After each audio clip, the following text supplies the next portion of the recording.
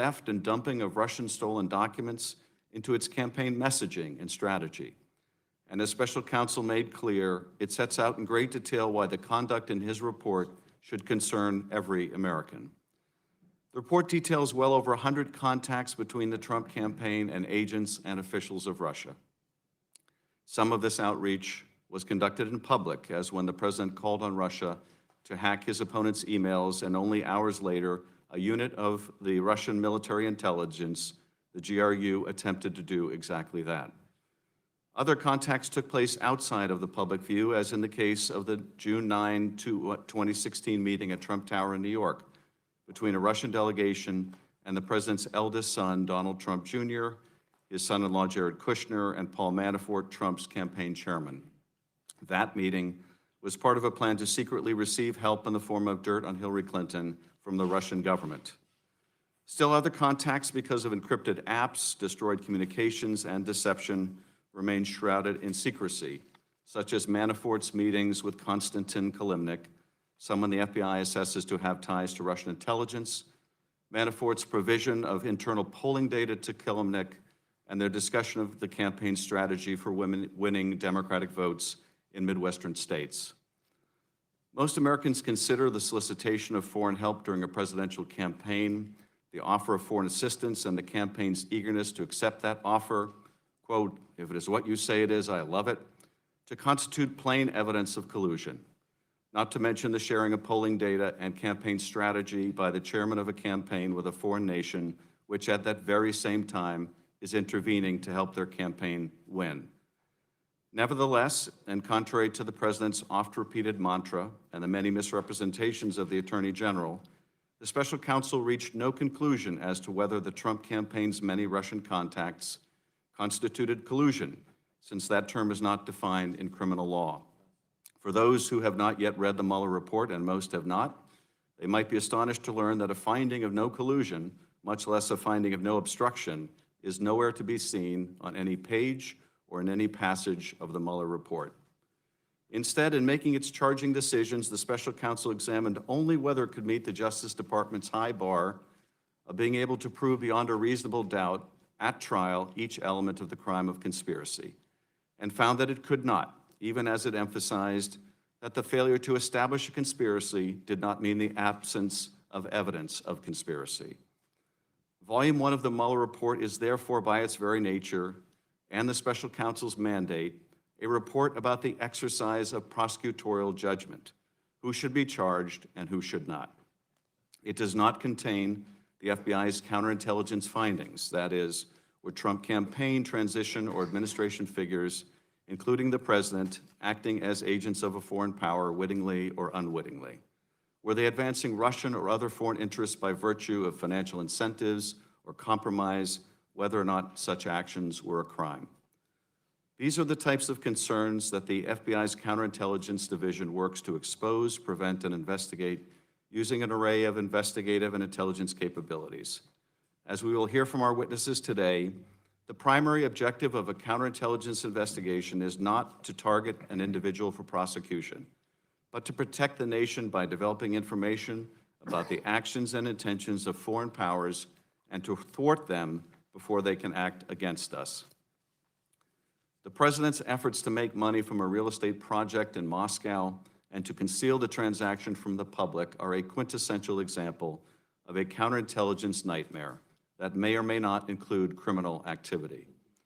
It may not be a crime to build a Trump Tower in Moscow, or for Michael Cohen to seek the Kremlin's help to do so. It may not be a crime to try to enrich yourself with a foreign business deal even while running for president, or to lie about it to the American people. But it is deeply compromising.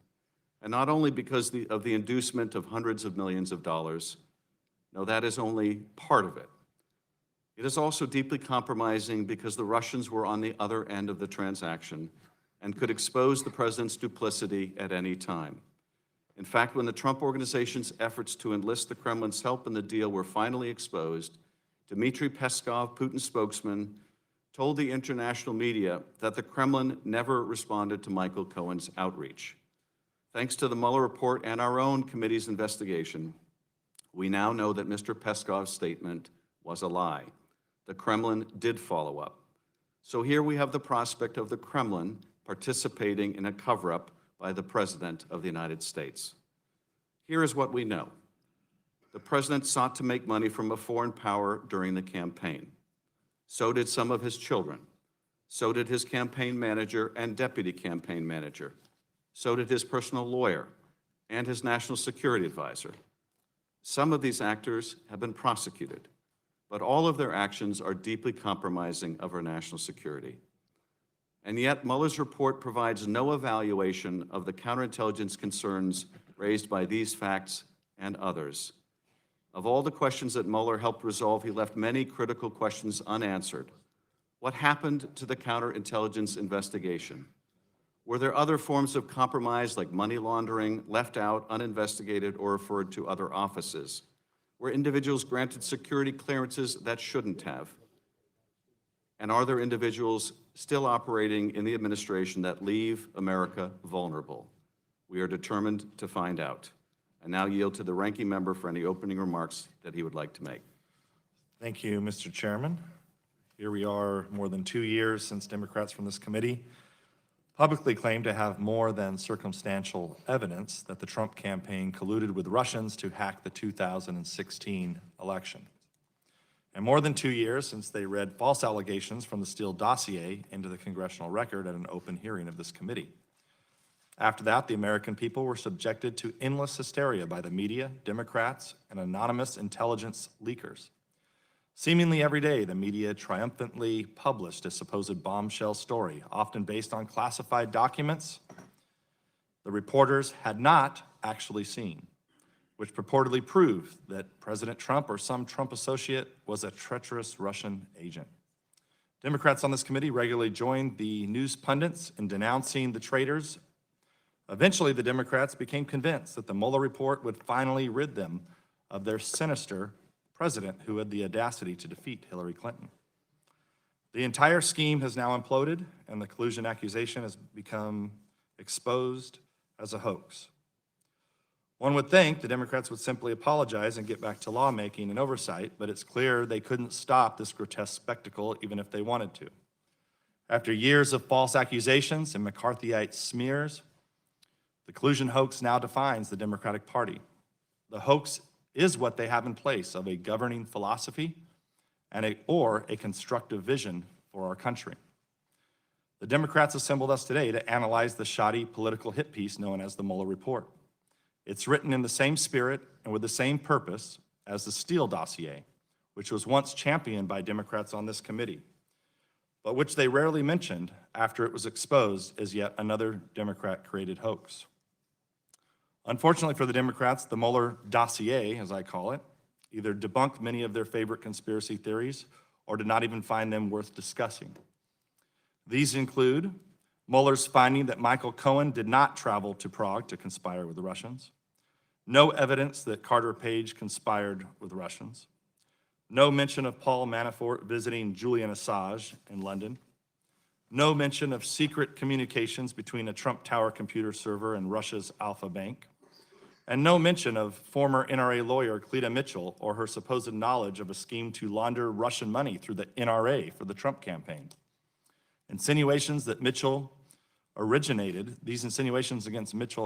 with Fusion GPS chief Glenn Simpson and were first made public in a document published by Democrats on this committee. The real purpose of the Mueller dossier, however, was to help Democrats impeach the president in absence of any evidence of collusion.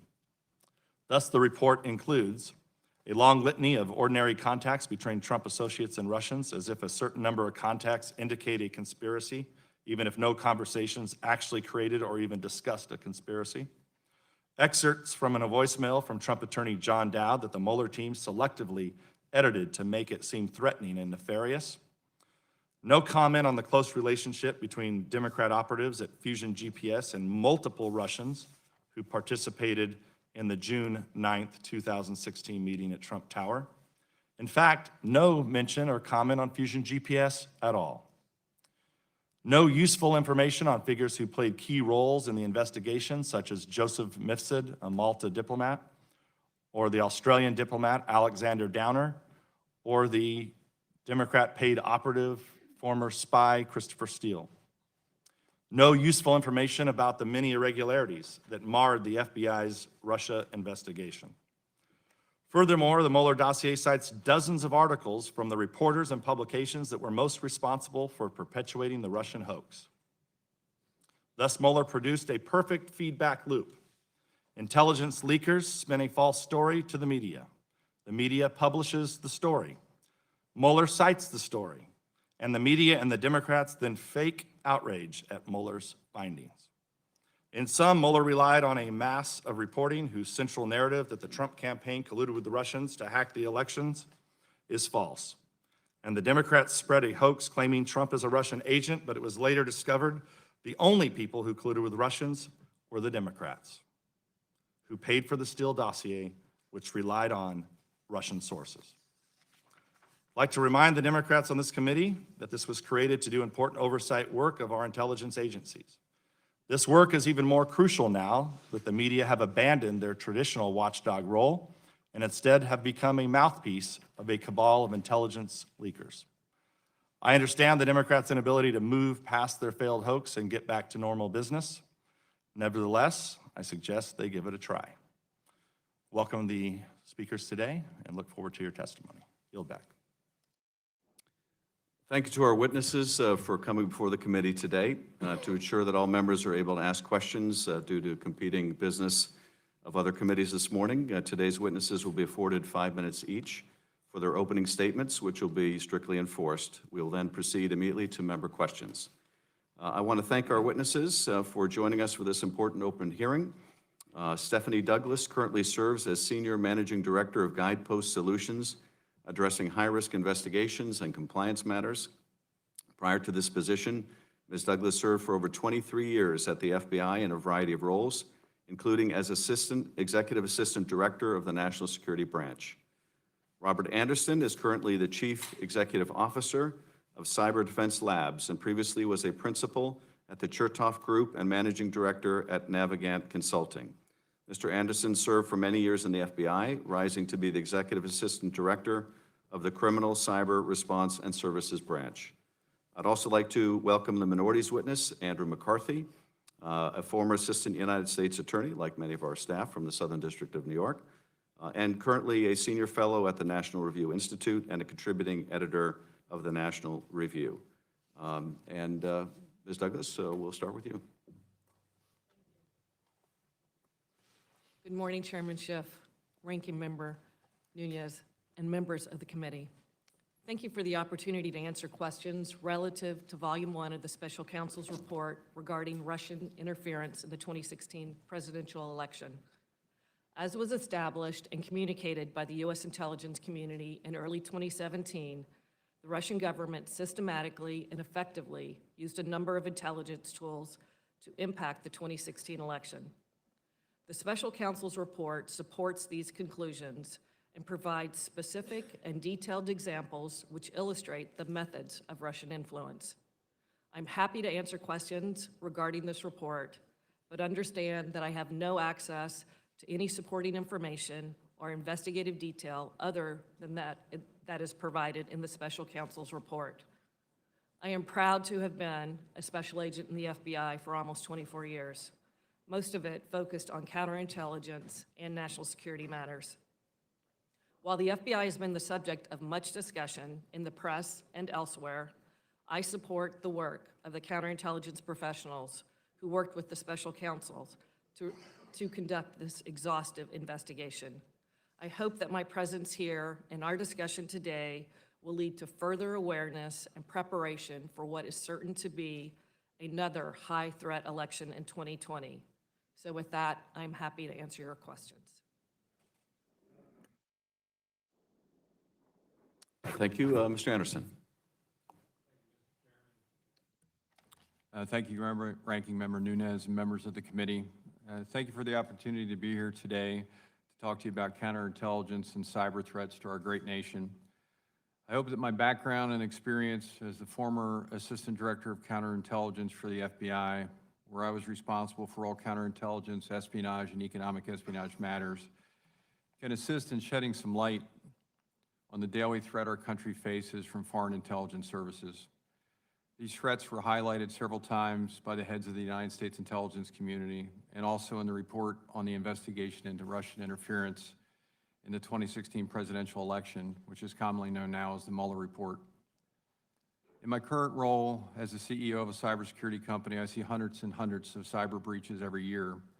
And in my opinion, these attacks originate from a variety of criminal organizations, nation states, and hacktivists. In my opinion, in the last 3 years, these attacks have become more sophisticated, prevalent, and have occurred on a much larger scale than before. I think this is extremely important when we talk about hostile intelligence services and their activities in the 21st century. During my career, I had the privilege to work for 3 directors, Louis Freeh, Robert Mueller, and James Comey. The last position I held, as the chair had said, was the executive assistant director of the Criminal Cyber Response and Services Branch, where I managed a number of divisions, but I was mainly in charge of high-profile criminal and cyber investigations. The threats to our country have changed remarkably since when I first entered into law enforcement in 1987 as a young Delaware State Trooper. During my career, I had the privilege to work alongside the men and women of the FBI and the United States intelligence community, who I can tell you have worked tirelessly to combat these hostile intelligence services activities to our great country. As the committee knows, the number of sophisticated counterintelligence cyber attacks against this nation's networks and private sector companies and government has increased dramatically. I look forward to discussing these issues with you today and the committee, and I stand ready for your questions. Thank you very much. Thank you, Mr. Anderson. Mr. McCarthy. Thank you, Mr. Chairman. Ranking Member Nunes, members of the committee, thank you for inviting me here this morning. I served as a federal prosecutor for nearly 20 years, almost all of it at the United States Attorney's Office for the Southern District of New York, where I retired in 2003 as the Chief Assistant U.S. Attorney of the Southern District's Satellite Office in White Plains. Since leaving government service, I've been a writer and a commentator. I'm appearing this morning in my personal capacity as a former government official who cares deeply about our national security and the rule of law. For most of my first several years as a prosecutor, my work focused on international organized crime. After the World Trade Center was bombed on February 26, 1993, I spent much of the last decade of my tenure working on national security investigations. I'm proud to have led the successful prosecution of Sheikh Omar Abdul Rahman and 11 other jihadists for conspiring to wage a war of urban terrorism against the United States. I was privileged in that effort to work alongside a superb team of federal prosecutors, support staff, and investigators assigned to the FBI's Joint Counterterrorism Task Force. It was in connection with that investigation that I became intimately familiar with the FBI's counterintelligence mission and the powerful tools that the Constitution and federal law make available for the execution of that mission. While it escapes the attention of many Americans who know the Bureau as the nation's premier law enforcement agency, the FBI is also, as my colleagues at the table have noted, our domestic security service. This is a purposeful arrangement on our government's part to have both the national security and the law enforcement mission housed in the same, under the same bureaucratic roof. And I believe it's a prudent one and that the FBI does it, generally speaking, in an exceptional fashion. I look forward to engaging with the committee. I'd make a few general points to start about Volume 1 of the report. It draws 3 principal conclusions. First, the Putin regime perceived advantage in a Trump victory and conducted its operations accordingly. Second, there is evidence that the Trump campaign hoped to benefit from the publication of negative information about the opponent. And third, there is no evidence of a conspiracy between the Trump campaign and the Russian regime. The first of these 2 findings are more in the nature of political assertions than prosecutorial findings. If there is insufficient evidence that a conspiratorial enterprise existed, a prosecutor has no business speculating on the motives in a politically provocative manner. Moreover, I do not believe the assertion is borne out by the evidence.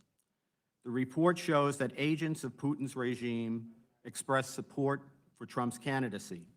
That is entirely consistent with a motivation to incite divisions and dissent in the body politic of free Western nations, which is Russia's MO throughout the world.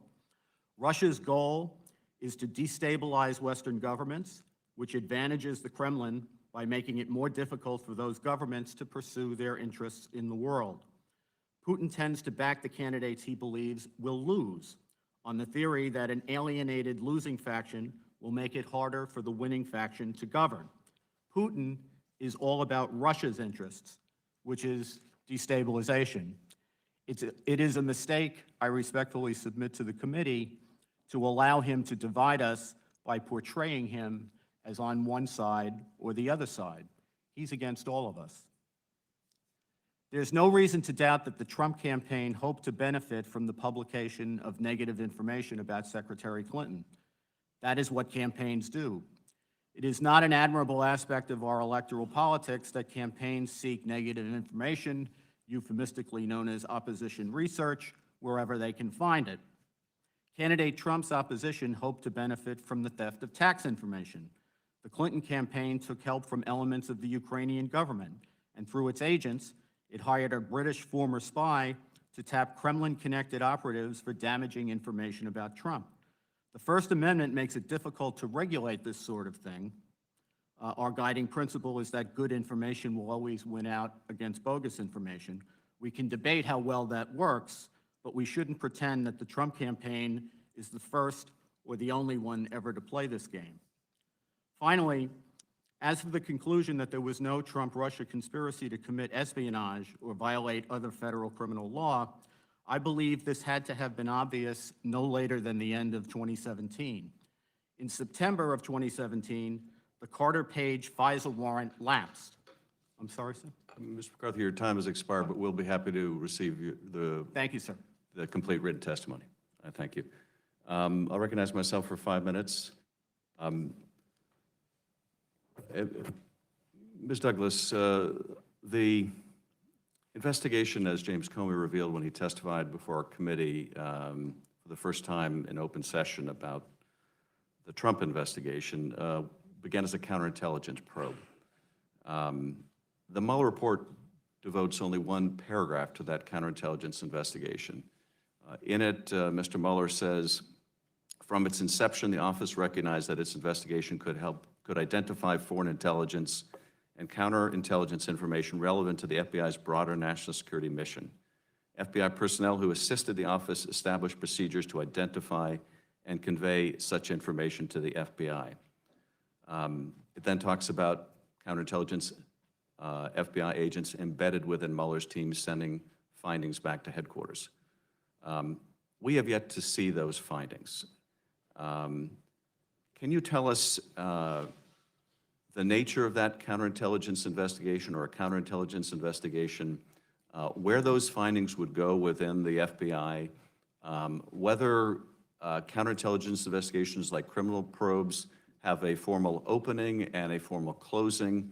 Since a counterintelligence investigation doesn't result necessarily in criminal charges, when does a counterintelligence probe come to an end, and where do we need to go to find out answers? Thank you. So I do recall reading that paragraph in the report, and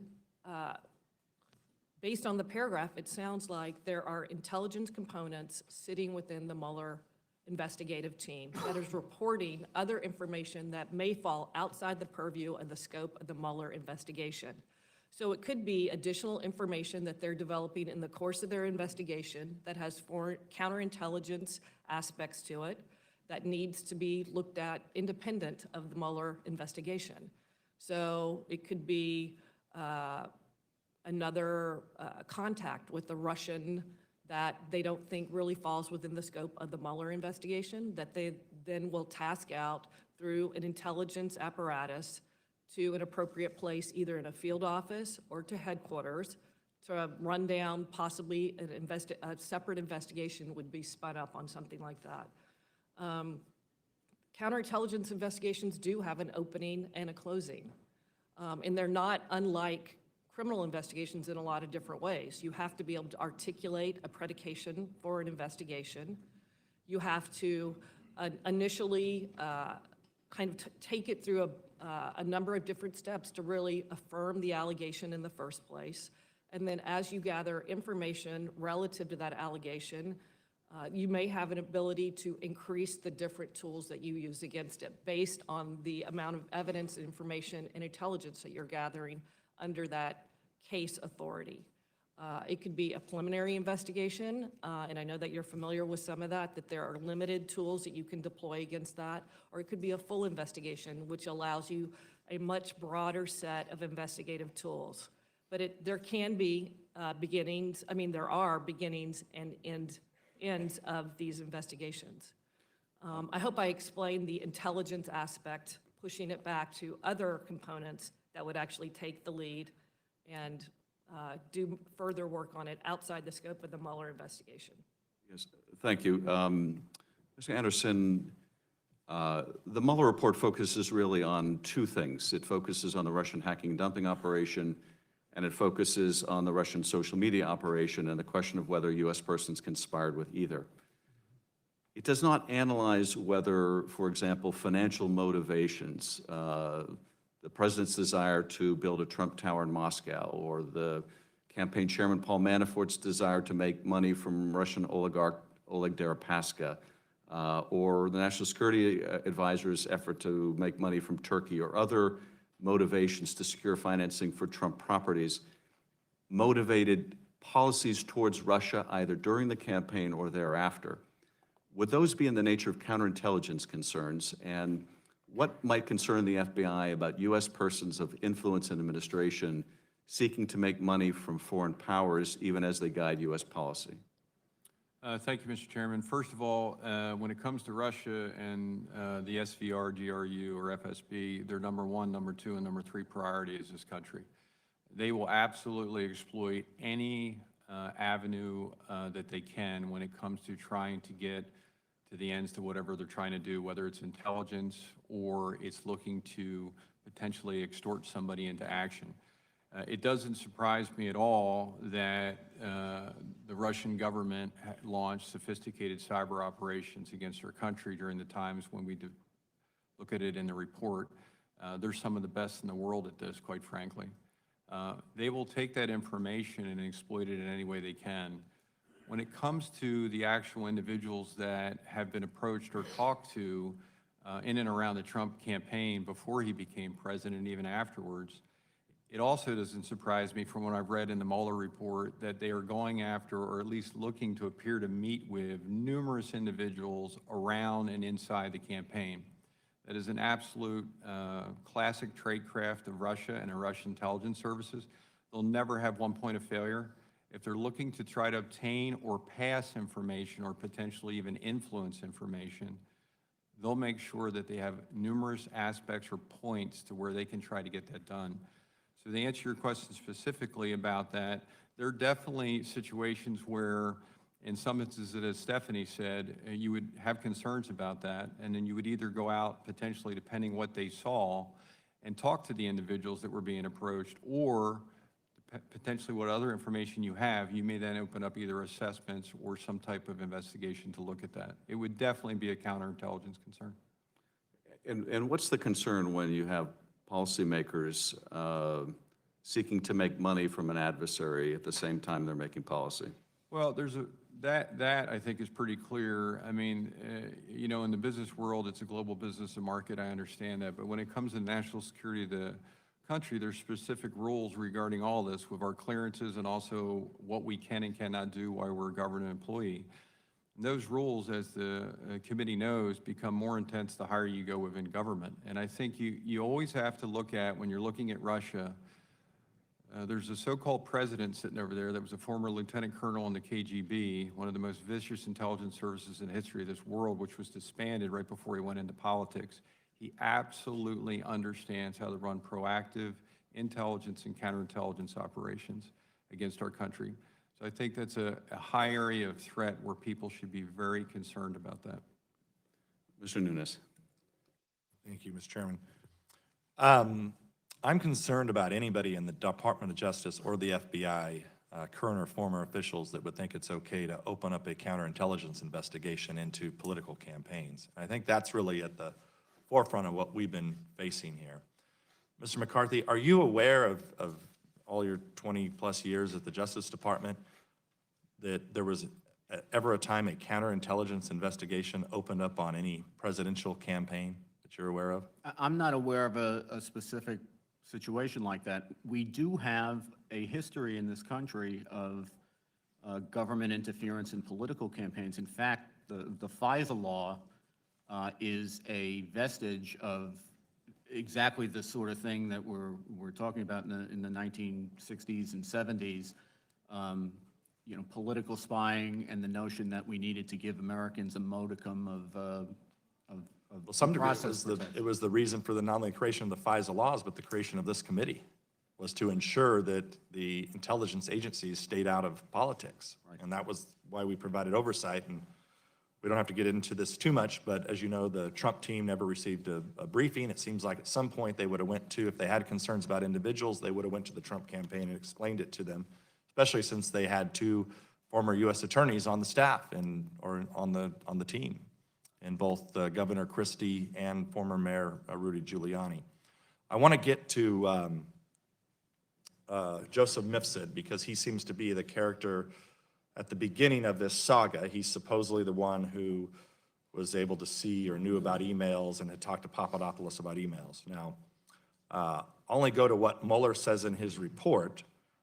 He portrays him as having deep ties to Russia, detailing trips to Moscow and extensive contacts with Russian officials. Now, Mueller stopped short of calling Mifsud a Russian agent. Now, James Comey, the former FBI director in the Washington Post a few weeks ago, in fact, does call Mifsud a Russian agent. I'm not sure what he knows that Mueller does not know. However, my big concern about Mifsud is that he was a Malta diplomat. He worked closely with the Italian government. He's described in the press as a Western intelligence asset by some in the press. He worked at the London Center that's affiliated with many operations in the UK. Has been a guest speaker at numerous foreign policy forums all over the globe. I think most concerning to me, 2 things are most concerning. One is he was known to train or train with FBI officials in Italy. And also that he actually spoke here in the United States Congress, just steps from not this committee, this is the budget committee that we're in, but just a few hundred feet away from the House Intelligence Committee. In 2017, this was after, he knew all of this, supposedly. And yet, that he was invited by our own State Department. So, Mr. McCarthy, my question to you is, if Mifsud truly is what James Comey says is a Russian agent, we have compromises in the U.S. State Department. We have compromises within the FBI, possibly even the Department of Justice. Well, look, Jim Comey has a lot more information about Mifsud than I do. I've been out of government for a very long time. I do note that the Mueller report is very careful, I thought, about the way that Mifsud is described. They do not, they say that he's got deep connections to Russia. They don't say that he's got deep connections to the Russian regime necessarily, or certainly to Russian intelligence services. I thought it was interesting that we learned in the Mueller report that Mifsud was actually interviewed by the FBI and denied having told Papadopoulos that they discussed emails. The reason I found that interesting is if there's anything we learned from the Mueller investigation, it's that Mr. Mueller was quite good at bringing false statements prosecutions if he thought that he could prove that the witnesses who they were interviewing had given false information to the FBI. No such prosecution was ever brought against Mifsud, so I just thought that was an interesting fact as well. And also in the Mueller report, in one of the footnotes, they refer to a media story, which I outlined in my opening statement. In that same media report that they used to justify where Mifsud worked, they left out the fact that in that same media story, he was described as a Western intelligence asset. Why didn't that make it into the Mueller report? You're asking the wrong guy. It's a little peculiar, I would think. My time is up, Mr. Chairman. I'll yield back. Mr. Himes. Thank you, Mr. Chairman. Thank you to the panel. The Mueller report highlights the counterintelligence risk posed by financial leverage that the Russians may have had over individuals, a variety of individuals close to President Trump, especially Paul Manafort. The report explains that, quote, Manafort had connections to Russia through his prior work for Russian oligarch Oleg Deripaska and later through his work for a pro-Russian regime in Ukraine. Manafort stayed in touch with these contacts during the campaign period through Konstantin Kilimnik, a longtime Manafort employee who previously ran Manafort's office in Kiev and who the FBI assesses to have ties to Russian intelligence. We also know from reporting that Manafort owed Deripaska substantial sums of money. Many of Manafort's contacts with Kremlin-aligned actors took place while he was chairman of Donald Trump's campaign. Among other things, Manafort, quote, instructed Rick Gates, his deputy on the campaign and a longtime employee, to provide Kilimnik with updates on the Trump campaign, including internal polling data. It appears that Manafort believed that by sharing confidential campaign information with Deripaska, one of Putin's most loyal oligarchs, he could resolve their, quote, disagreement originating from several lawsuits filed by Deripaska against Manafort. The ranking member's opening comments that the contacts with Russia were ordinary, notwithstanding, and Mr. McCarthy, with due respect to your many decades of service to this country, that is not what campaigns do. Sharing internal polling data with a hostile foreign power is not what campaigns do. I'm willing to bet you or anybody else my next paycheck that not a single member of the United States Congress, the 535 of us, ever asked our campaign managers to share our internal polling data with a hostile foreign power. So, Mr. Anderson, let me start with you. How could the Kremlin or its intelligence services try to exploit Manafort's longstanding business and personal relationship with Konstantin Kilimnik, who the FBI assesses to have ties to Russian intelligence, and to Deripaska? How could they use that relationship? What counterintelligence risks are posed by such a relationship with a presidential campaign? Well, there's a lot, sir. One, obviously, they would exploit, if they did have financial leverage on that individual, they would exploit every aspect of that. The one thing I will tell you about Russian intelligence services is if you read a book from 1940, they're the same. They are a in-your-face, not a very polite bunch of people that will use any means possible once they've locked on into an individual that they deem necessary to get to whatever end they're going after. So not only would they exploit financial information from Mr. Manafort or anybody else that they could, but they would also use that then to look at individuals around those financial transactions. So in other words, not only going directly at Mr. Manafort, but potentially going at individuals around those financial transactions that if for some reason that did not work against him, they would look at other avenues to get towards that. Thank you. Ms. Douglas, let me ask you a variant of that question. How could Russia's knowledge of Manafort's illicit dealings, for which he is now a tenant of the United States government, which stem from his work with pro-Kremlin parties in Ukraine, be useful as compromise or compromising material as the Russian government undertook a covert influence effort directed at the U.S. public? How could the Russians use what they knew about Paul Manafort to their advantage? Well, I think they did it very effectively. And one of the ways they did it that it's immediately apparent is they actually tasked him. And that's one of the initial tests when you are developing an asset for intelligence collection.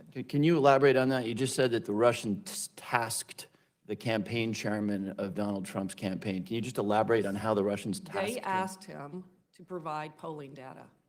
And like you said, I mean, polling data isn't the keys to the kingdom, right? But it is a small step that illustrates his willingness to provide information to someone he knows he's beholden to financially, right? An ongoing lawsuit, fees that are owed, and he is willing to provide internal campaign information to a foreign government and to a person who was closely tied to the Kremlin. And I think that is a great illustration of how the Russians work. And Paul Manafort was very, very forward-leaning on volunteering all of his abilities, his experience, his connections, he made all that available in addition. But I thought that that was very interesting, that they are tasking him and building upon that. And if he would have stayed with the campaign, I am sure they would have continued to task him. Thank you. I'm out of time, so I'll yield back the balance of my time. Thank you. Mr. Conaway. Thank you, Mr. Chairman. Thank our witnesses. Former FBI Director Comey testified before this committee in open session that the FBI coordinates with the intelligence community as an investigative technique in its investigations. It's since become clear that the U.S. intelligence community expended much time and resources in supporting the FBI's investigation into the Trump campaign for alleged but unfounded collusion with Russia regarding the 2016 election. In December of 2016, nearly a month after the election, President Obama finally ordered a review of Russian activities targeting the election. Why would the administration not conduct this type of comprehensive review earlier, especially given the October 2016 public statement by DHS, ODNI, and the FBI regarding Russian cyber activity? Why the timing? Sure. I think that they did take some investigative steps. It's debatable whether certainly whether they should have taken more. I think to hear them tell it, they would say that they had to weigh the difference, the competing cost between what the reaction would have been if they had appeared to be putting their thumb on the scale in the middle of the campaign in an investigative way versus how do we stop Russia from doing what Russia was doing? And I think you can certainly argue whether they made the right value judgment there. So is it appropriate then, though, for an outgoing administration to use these extensive resources of the CIA, NSA, and the Federal Bureau to conduct that assessment and publicly release that assessment, but not give the incoming, not consult with the incoming administration that that's what they were doing? To my mind, the assessment is very peculiar in that, having worked in the government for a very long time, ordinarily the kind of an assessment that you're talking about there would be something that would take well over a year to do, certainly many months to do, even under circumstances where the information was readily available to investigators who had things like grand jury power in order to conduct the investigation. Seems to me that in this instance, there was a rush to get that out within a matter of days and then roll it out while President Obama was still president. All three of you have, at least Mr. Douglas and Mr. Anderson, have extensive careers with the FBI. Is it, I don't want to phrase the question, telegraphing the answer, but troubling relationships within the hierarchy of the top FBI and their attitude toward this Trump administration and the conflict of interest that seems to have, to most folks, have been in place. We're worried about a commercial transaction, openly commercial transaction that the Trump Tower would have been in Moscow. No way to hide that. There are no cutout entities being involved in between those.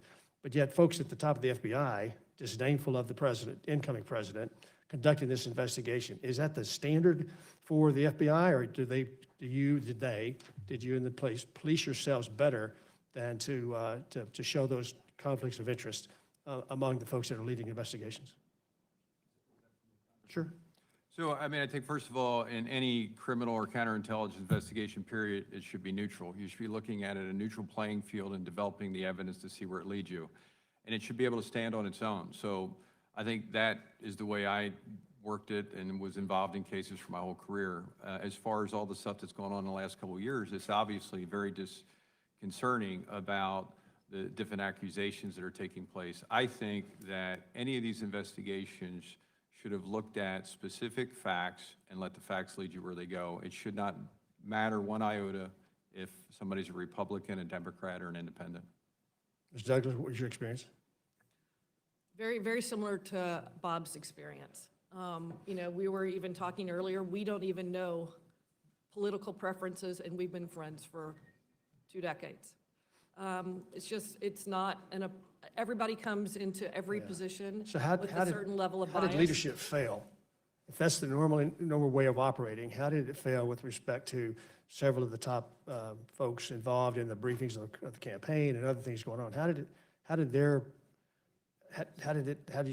that happen, where they had clear preferences for Trump getting beat, they had some sort of secret weapon. How did the system fail itself? I have no idea.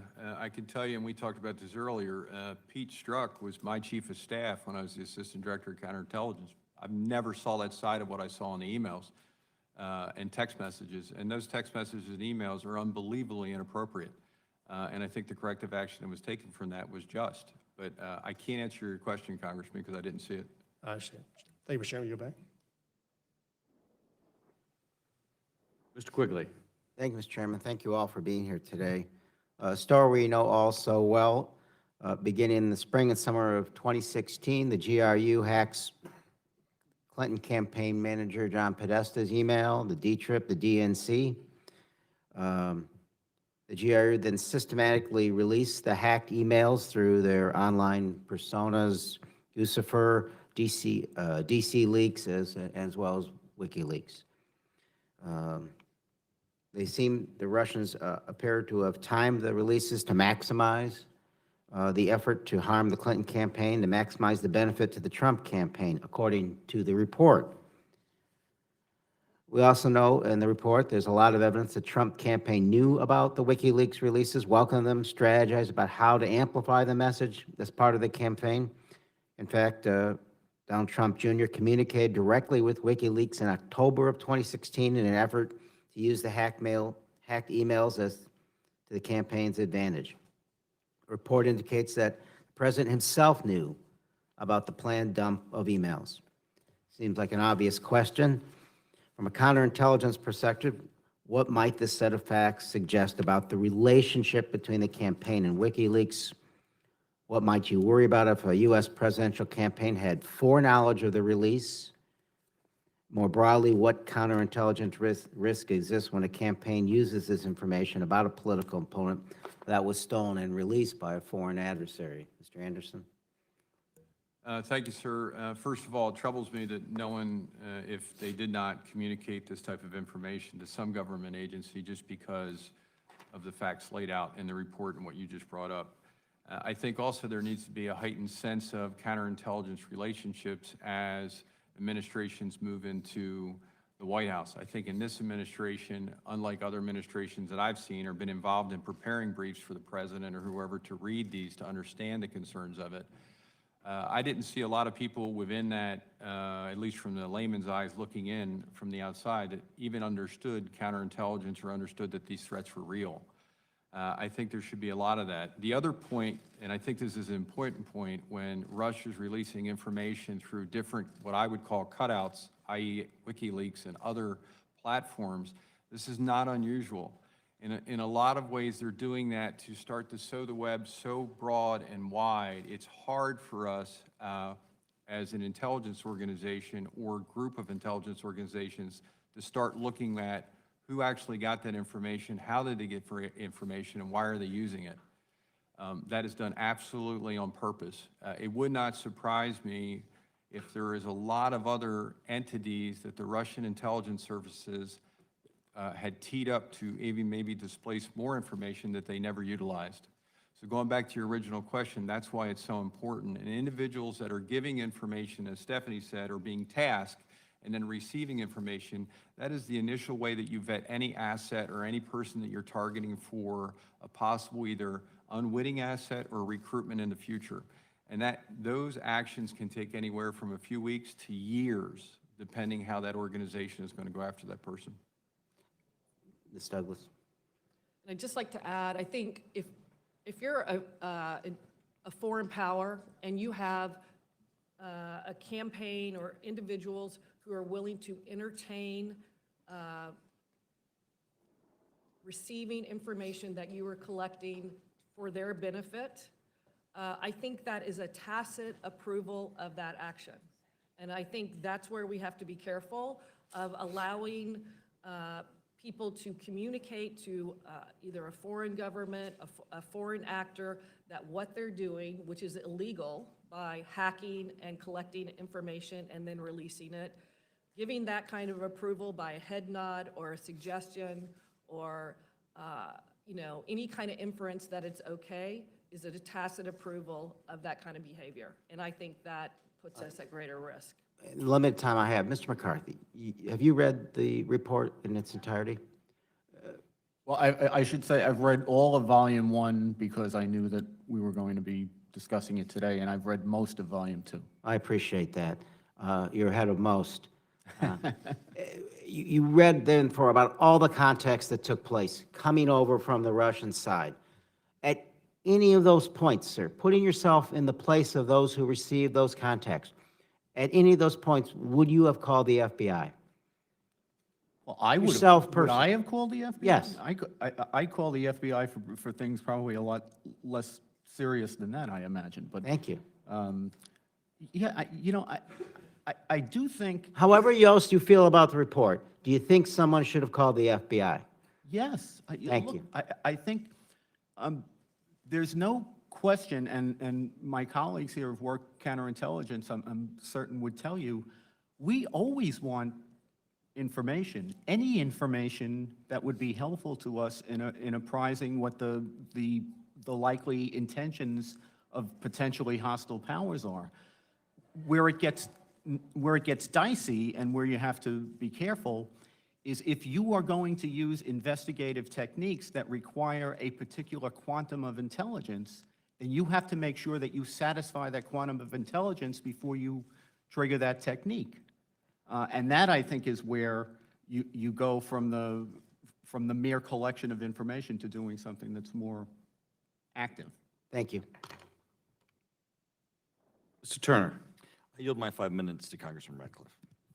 Thank the gentleman for yielding. Thank the witnesses for being here. Mr. McCarthy, in Volume 1 of the Mueller report, Bob Mueller details what he calls sweeping and systematic efforts to influence the 2016 election by the Russian government. Those details are largely set forth in two separate indictments, one identifying 12 Russian hackers associated with the GRU, and another one identifying 13 Russian individuals and 3 organizations part of Russia's Internet Research Agency. Is that an accurate summary? Yes.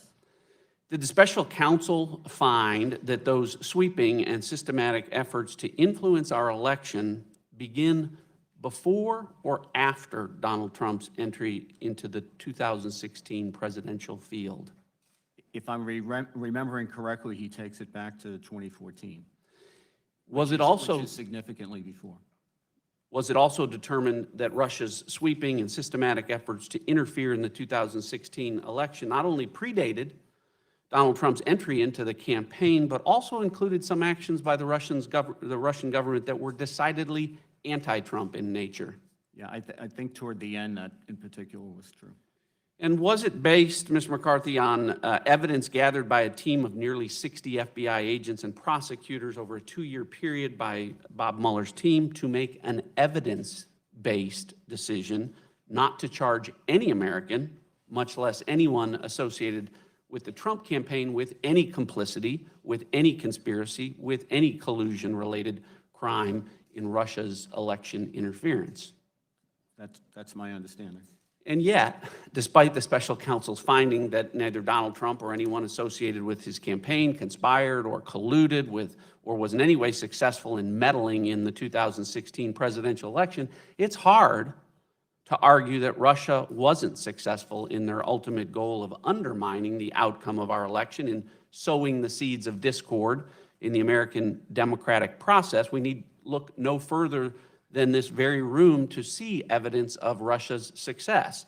Our country just endured a 2-year investigation to determine whether or not the President of the United States was part of a treasonous conspiracy with a foreign adversary to steal an American election, yet the same Democratic Party that started the investigation into that alleged conspiracy that the special counsel conclusively and unequivocally established never existed, now convenes this hearing to talk about it some more. So let's talk about some of the reasons why the Russians might have been so successful in sowing the seeds of discord into the American public's mind. Let me ask you about some factors that may or may not have contributed to Russia's success. First, the Obama administration's decision not to advise candidate Trump during a defensive briefing in early August of 2017 about suspected Russian interference or infiltration into his campaign, while simultaneously opening a probe of the Trump campaign using foreign counterintelligence spying authorities. Do you think that might have been a factor that contributed to Russia's success? To Russia's success in sowing discord into the body politic? Yes. I don't know if Russia goes tactic by tactic. I'll say this. I think Russia succeeded beyond its wildest dreams, if that is what its intentions were. I don't think that that necessarily means that particular entreaties by Russians to people who were connected to any campaign is something that isn't alarming and shouldn't have raised people's hackles up. So let me ask you, the Obama administration's intelligence community assessment that you referred to earlier, which was used to tell the American public that not only did Russia interfere with the 2016 election, but did so because Vladimir Putin was trying to get Donald Trump elected. Do you think that might have been a factor in Russia's success? Well, I think in terms of sowing discord into our body politic, the fact that that particular conclusion does not seem to me to be compelling, given what the evidence is and given what we understand Putin's general approach to the United States and the West is. I don't think it helps to have people come out and say, you know, Putin was in Trump's camp, when it appears that if we look at everything Putin does everywhere, Putin is in the camp of the people he thinks are going to lose because he thinks that's better for him. The Obama administration's use of FISA warrants obtained through verified applications based on the unverified Steele dossier, which the Obama Justice Department and the FBI knew to be an uncorroborated Clinton campaign opposition research document. Do you think that was a factor that contributed to Russia's success? I think we don't know everything we need to know about the FISA applications, but from what I've seen of them, I think they certainly should have been more forthcoming with the court about what the provenance of the dossier was. And when Obama The administration, time of the gentleman has expired. I appreciate the chairman's indulgence, since he asked questions for 7 minutes and 27 seconds. Could I have an additional minute to finish my remarks? Chairman and the ranking member's prerogative to go beyond the 5 I minutes. understand. I'm just We asking may for have- your indulgence. We may have time for one last question. Well, obviously, I only have 5 minutes has expired, and I've run out of time to stop listing all of the other things that the Obama administration did or didn't do to cause or contribute to the success of Russia in undermining the 2016 election. So since the purpose of this hearing, Mr. McCarthy, is to learn lessons from the Mueller report, do you think it's fair for a lot of the questions that this committee needs to be asking to understand and to hopefully prevent Russia's success in undermining future elections ought to be focused on the administration of President Obama rather than President Trump? I think it would be a very good thing for the country if we had a common understanding that Putin has it in for us whether this country is being run by Republicans or Democrats, and that what his objective is to destabilize the United States so that we can't pursue and protect our interest in the world, which is good for Russia. I very much appreciate the chairman's indulgence. Thank you, and I yield back. Mr. Heck. Thank you, Mr. Chairman. Add my expression of gratitude to all the panelists for their being here. So by now we know that the Mueller report included numerous examples of Russian interference in the 2016 presidential election, and we know that the special counsel in his public presentation closed his remarks by suggesting that absolutely every American should be concerned about this. I know we all are. Instead, however, of addressing what FBI Director Wray described as an ongoing threat, contrasted to that, we have the president who has attacked the special counsel's investigation, attacked the FBI, generally tried to undermine the work product of the Mueller investigation. More to the point of this hearing, the president has called Russia's attacks at various times and repeatedly on our democracy, quote, a hoax. And he has literally cited, as we famously know, with Vladimir Putin, over our own intelligence agencies. Considering that past is often prologue, we are all greatly concerned that similar interference will occur in the future. So for my question, which I think I want to start with Mr. Anderson, I want to briefly tell this story. I had the great privilege to serve as chief of staff to a governor in Washington State, Booth Gardner, several decades ago. One budget cycle, we didn't have the money to propose as high a salary increase for public employees as they sought. That difference of opinion became quite manifestly contentious. The governor had accepted an invitation to go to our Capitol rotunda to address the public employees for many months, and when he went out, there weren't hundreds, there were thousands there, and they lined the walls in several levels, and it was difficult for him to give his remarks because they were expressing their understandable frustration in quite loud terms. Walking back to our office, I turned to the governor and asked, I don't understand why you didn't more affirmatively defend your point of view. And I'll never forget what he told me. He turned to me and he said, Denny, that's our workforce. If we are going to accomplish anything, it is going to be with that workforce. Those are our people.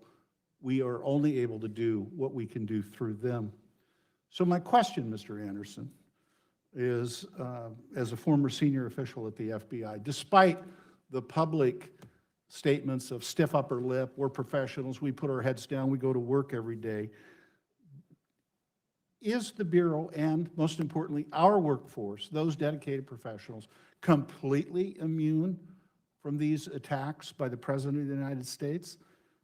And I know you're not there now, but if you were there, I'd be curious as to what your reaction would have been to that and what you think might be the reaction by the workforce. And do you think that they would be concerned about their job or their work in light of, frankly, unwarranted attacks? Thank you, Congressman. First of all, I've never seen anything like this in my almost 30 years of law enforcement. Two, I think the FBI for over 100 years has been through a lot of ups and downs, but I personally think it's taken a toll. Look, the men and women of the United States Intelligence Community, the FBI, they're going to go to work and give 110% every day and work 18 hours every day. People don't see that, but I do think this takes a toll. And the one thing that I will tell you, when it comes to Russia and many other nation states to this country, they didn't just start on this thing back in 2014, what this report says, and they didn't go away. They're not leaving. I can guarantee you they're still here looking at the next presidential election and figuring out how they can attack it through SIGINT, HUMINT, cyber, or any other way they can. And I think overall, I think that does take an effect. Ms. Douglas, thinking more prospectively, because our primary concern here is what we can do to avoid this kind of interference in the future. Do you believe that there would be a net gain or a benefit if we created an affirmative duty to report anytime that there is this kind of contact with foreign representatives?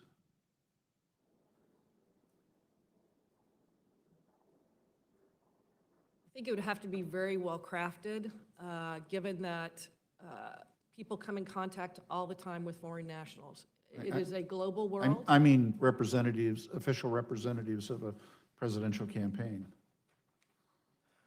I think even then, you're going to have to be very careful on how you would do that. I just think that there's so much interaction in the global world, even here in DC. You know, there's so many opportunities to meet people. For the most part, they're not malicious. They're not intelligence officers. I think it's, you know, possibly something to consider, but again, it would have to be very well crafted, that it would be appropriate and would be something that you could actually do and be able to hold people accountable to. So my time has expired, obviously. We still beg the question that I hope we'll get a chance to get into is what your recommendations would be to avoid this kind of interference moving forward. Thank you. I yield back, Mr. Chairman. Dr. Wenstrup. Thank you, Mr. Chairman. Thank you all for being here. You know, as a veteran, I have always tried to put my country first. And, you know, through all of this that we're talking about, I think one of the things I'm most disturbed about is that an American political party would hire a foreign agent who works with agents of a foreign power, namely Russians, to create a fake document to attempt to destroy their American political opponent. And yet many in authority seemingly completely choose to ignore that. But that's not part of the conversation. You know, in 2018, the committee's then majority found no evidence of collusion, coordination, or conspiracy between the Trump campaign and the Russian government. We did address Russian interference and their tactics and what we would try to do in the future to disseminate that. 2 years ago on this committee, which was my second term on this committee, things changed. We were very nonpartisan. It changed, and the division on this committee grew, and I sat here and I said to the entire committee, what's going on right now is exactly what Mr. Putin wants. We're giving him everything he has worked for. And as you said, I think beyond his wildest dreams. We have. But through all this, here we are. And with a team of approximately 19 lawyers, 40 FBI agents, intelligence and analysts, forensic accountants, and other professional staff, the Special Counsel's Office, which issued more than 2,800 subpoenas, executed nearly 500 search warrants, interviewed nearly 500 witnesses, and made nearly 13 requests to foreign governments, concluded that the investigation did not establish that the members of the Trump campaign conspired or coordinated with the Russian government in its election interference activities. Mr. McCarthy, do you believe Special Counsel's Office was properly resourced to conduct a thorough investigation? I think they had more than the resources they needed. And had appropriate access to and investigative tools? So far as I know, I can only answer these questions as a person analyzing it from the outside who has like some. But you have experience in this arena, and so your perception is. I have no reason to think that they didn't have everything they needed in the way of access and resources. And I would suggest, and you can agree or disagree, they had more access and tools than any congressional committee has. That's on you, Doctor. Well, I believe that to be the case. But with all these resources at hand, I find it hard to believe the Special Counsel's Office, if they had all these tools, that they likely would have found more than circumstantial evidence of collusion if it had existed in plain sight. Well, let me ask you this. How are confidential human sources in counterintelligence investigations vetted? The FBI has generally speaking, a pretty, I mean, it can vary from person to person, and these are very, the human dynamic, in my experience, of dealing with informants never goes away. So there are peculiarities and eccentricities that you have to deal with on both the informant side and the agent side. And it's often very difficult work for the agent, because I was a prosecutor. The agent has to take the brunt of some of the more crazy stuff so that the prosecutors can, focus on the case. Are they vetted once, or are they vetted over and over again? Or are they vetted every time? Maybe someone else would like to answer that question. They are vetted more than once. They're vetted regularly. They're tested, depending on how you use an asset. If you're operationally tasking an asset, there are ways you can test your asset to make sure that they're providing credible information. They go through a vetting system on a regular basis. Their files are reviewed at a supervisory level. They can be pulled and audited for any purpose by headquarters and another asset review. My time is short, but I appreciate your answer. And so if the FBI were to run a confidential human source into a U.S. political campaign or against individuals associated with the campaign, would the FBI notify someone in the campaign to let them know that that was happening? And if not, why not? Ordinarily, no. If you're investigating the campaign, you wouldn't notify the campaign. Now, there's a difference. But if it's not the candidate, but someone in the campaign, and you have no evidence that the candidate is doing this, wouldn't you want to let the candidate know, the nominee for President of the United States, that someone in their campaign may be doing this? It seems to me you're in a different position at that time. Well, but I do think that this goes to what some of the members of the committee have mentioned, which is the idea of whether you do a defensive briefing or not. I think if what you think is that you have some people who are in the orbit of the campaign who are problematic, that might be something you'd give the campaign a heads up in the connection of doing a defensive briefing. If you've decided that everything in the Steele dossier is true and the candidate is the problem, I don't see how you would notify the campaign, since the candidate is the one person the campaign's not going to get rid of. Well, if someone in my campaign was doing something nefarious and engaging with a hostile foreign entity, I would sure hope I was informed. I yield back. Ms. Sewell. So my line of questioning has to do with the 14 pages in the Mueller report that deals with Papadopoulos' meeting with Joseph Misfit. According to the Mueller report, in late April 2016, Papadopoulos was told by a London-based professor, Joseph Misfit, immediately after his return from a trip to Moscow, that the Russian government had obtained dirt on, and that's a quotation from the Mueller report, this is, had obtained dirt on candidate Clinton in the form of thousands of emails. 1 week later, on May 6, 2016, Papadopoulos suggested to a representative of a foreign government that the Trump campaign had received indications from the Russian government that it would assist the campaign through the anonymous release of information that would be damaging to candidate Clinton. Mr. Anderson, it appears to me that from reading of the Mueller report that Joseph Misfit was cultivated and communicated sensitive information to George Papadopoulos, who by March 2016 had been publicly named as the foreign policy advisor to then candidate Trump. Why might this type of cultivation raise flags at the Bureau? I would suggest that the fact that he was so engaged with Papadopoulos that he was a proxy of the Kremlin in that case, in this case.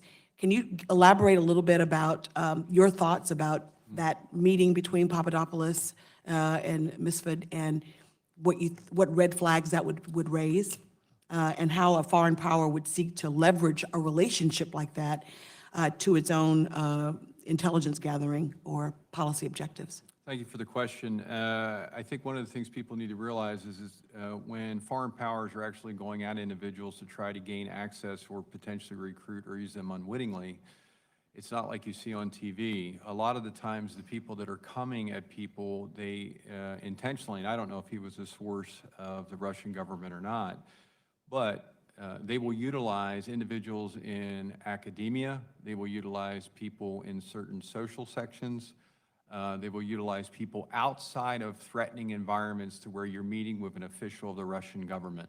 And so for people like me that have worked this for a very long time and seen thousands of these different types of cases, that does raise the level of suspicion.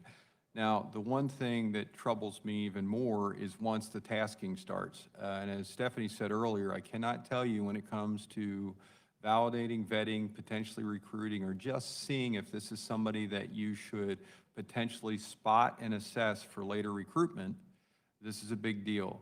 And they're going to watch to see what the information is given and then given back to that individual. So from an academic side, I can tell you that the Russians' intelligence services use this a lot. Yep. And they also use it in different circles. So, Ms. Douglas, Papadopoulos was told by Joseph Misfit that Russia had Clinton emails, and crucially, of Russia's desire to release them anonymously, well before that fact became public. Why might a foreign adversary like Russia want to provide such sensitive information to someone like Papadopoulos, a presidential campaign staffer, and why might what might they seek to gain from having that? Right. You know, one of the things I thought was very interesting is Papadopoulos said that he was of no interest initially when he met Mr. Misfit, right? Until he told him that he was involved with the campaign. And then all of a sudden, there was this re-engagement after he returned from Moscow. He is one of the many areas where they're looking for opportunities. And they're looking to establish relationships that maybe are not overly successful on that first once or twice where they actually have conversations, but they want to establish a relationship for the future. George Papadopoulos wasn't a heavy player in the campaign. You know, he was very early on with his assignment at the campaign when they started having conversations. But the Russians know that, hey, he's early on with the campaign now. He could potentially be with the administration in the future, and we want to get in good with him now. And you know, through Misfit and another Russian national, Papadopoulos was introduced to members of the Russian Ministry of Foreign Affairs. Papadopoulos used his relationship with the Russian Ministry of Foreign Affairs to push for a secret meeting between Donald Trump and Vladimir Putin. What sort of countervailing counterintelligence risk might a secret meeting between a candidate, Trump, and Vladimir Putin generate? Well, obviously, pre-election, trying to set up a meeting between a candidate and, you know, a leader of our most significant adversary outside normal channels. And Papadopoulos putting himself in that position where he could actually arrange it, honestly puts the campaign at even greater jeopardy. Thank you. Thank you, Mr. Chairman. Mr. Stewart. Thank you, Ms. Douglas. I appreciate what you said. You said something exactly right. I love the fact that you and Mr. Anderson worked side by each other and was not aware of each other's political views. That's the way it should be for law enforcement professionals especially. And when I listen to Mr. Comey, Director of the FBI, Mr. Brennan, Director of the CIA, the Director of National Intelligence, they sound like political hacks. And I wonder, how in the world could someone so political and so partisan be selected to such a position of leadership? You two set a much, much better example of that. Mr. Chairman, I'm glad you had this hearing. It gives us a chance to tell the American people the truth. It took courage to hold a hearing that demonstrates that much of what people have heard for the last 2 years simply is not true. And to emphasize what the Mueller report clearly found, the special counsel did not find the Trump campaign or anyone associated with it conspired, coordinated with Russian government, despite multiple efforts by Russian-affiliated individuals to assist the Trump campaign. I'd like to emphasize something that I feel very strongly about, and I think the American people feel very strongly about this. It's unfair. In fact, I think it's un-American to make accusations about people without evidence, to destroy the lives of and the presumption of innocence, to destroy people's professional lives, to destroy them financially, to try them in the media when they don't have the ability to defend themselves. The American people know these things aren't fair, and the Mueller report and hearings such as this give us a chance to emphasize that. I'd like to dive into what is one of the more troubling aspects of this episode, and that is the FISA application. FISA application is a very, very intrusive tool. It allows someone to essentially survey your email, your text, your personal contacts, family and friends. I'm going to use a word, and heads are going to explode, but essentially allows you to spy on U.S. citizens. And yet, knowing the FISA application was based on the Steele dossier, Mr. McCarthy, I'll start with you. Should the FBI have taken steps to verify the contents of the Steele dossier prior to including it in the FISA application? I believe they should have. I think that Steele was in the position not of a source of information, but an accumulator of. He's in this equation, he's much more like a case agent than a source. Generally speaking, for prosecutors and courts in any warrant situation, whether it's a FISA warrant or not, the source information are the people who see and hear, make the observations that the court is being asked to rely on for purposes of probable cause. It generally doesn't matter whether your case agent is credible, it's whether the source information. Well, and this is stating the painfully obvious. The FBI should verify information before presenting it before the FISA courts. We all agree on that. Before any court, but yes. Before any court, absolutely. If you mean by verify, corroborate, yes. Yeah, absolutely, especially with the FISA court, though, because there is no defender of the person being accused in this case. And I'm sure the three of you are familiar with the Steele dossier. Is that true? I've never read the Steele. Never read it? Mr. Anderson? I have not read it either, sir. Okay. I've read it. Well, I would, okay, Mr. McCarthy, thank you. I would challenge you or anyone who's read the Steele dossier to tell us anything in there that we now know is true. Do you know of any accusation made in the Steele dossier that we know now is true? There are a number of assertions that are made in the Steele dossier which are true but of not great Irrelevant. importance. Like, for example, we know that Carter Page did go to Moscow in July, for example. But that's what not- he did there is the subject of a great deal of back and forth. Right. But whether he went there or not, which the Steele dossier asserts, is not, I don't think, in conflict. Well, and so that's not an accusation, because that's not a crime going to Moscow. It's the Well, things- none of it is, when you're dealing in counterintelligence, none of it is necessarily a crime. The crime. question is whether he's acting as a agent of a foreign power. And so my point being is that this thing, which was almost entirely the basis for the FISA application, we now know that almost all the accusations in there are not true. None of them have been proven true. And so that then begs the second question, and that is, to your knowledge, and I'll ask any of the three of you, because you surely have knowledge of this, has the FBI ever used political opposition research funded by a U.S. political campaign and including information from foreign agents in a counterintelligence investigation? Mr. Anderson, are you aware of that ever happening before? I'm not aware of anything. It doesn't mean that it hasn't potentially happened before, but I'm not aware. Okay, Ms. Douglas? Yeah, I'm not familiar with any prior use. Ms. McCarthy? Yeah, may I just say, I've taken information from the worst people on the planet. I've taken information from terrorists. I've taken it from murderers, from swindlers. When you do this kind of work, the people that you get information from tend not to be, you know, the kinds of people. The question is, what do you do with the information when you get it? And the more suspect that the source of the information is, the more and higher your obligation is to verify it before you use it in any way that's going to intrude on anyone's rights. Yeah, thank you. My time has expired. We'll talk again. Thank you. Mr. Castro. Thank you, Chairman. I want to ask you about Michael Flynn and particularly his relationship and his actions with respect to Russian Ambassador Kislyak and his attempt to undermine the Obama administration sanctions that were put into place in December 2016. Michael Flynn used secret back-channel discussions with the Russian ambassador to, in effect, undermine the Obama administration's ongoing foreign policy. So my question is, what counterintelligence concerns arise from this type of back-channel coordination between an incoming presidential administration and a foreign adversary? Why would the FBI be concerned with an incoming national security advisor conducting foreign policy before the new president has ever taken office, and also without informing the State Department? Well, first of all, one of the things when it comes to back-channel communications on political or national security issues or views from the White House, one of the things that Russia and other significant nation-states intelligence organizations try to have that created.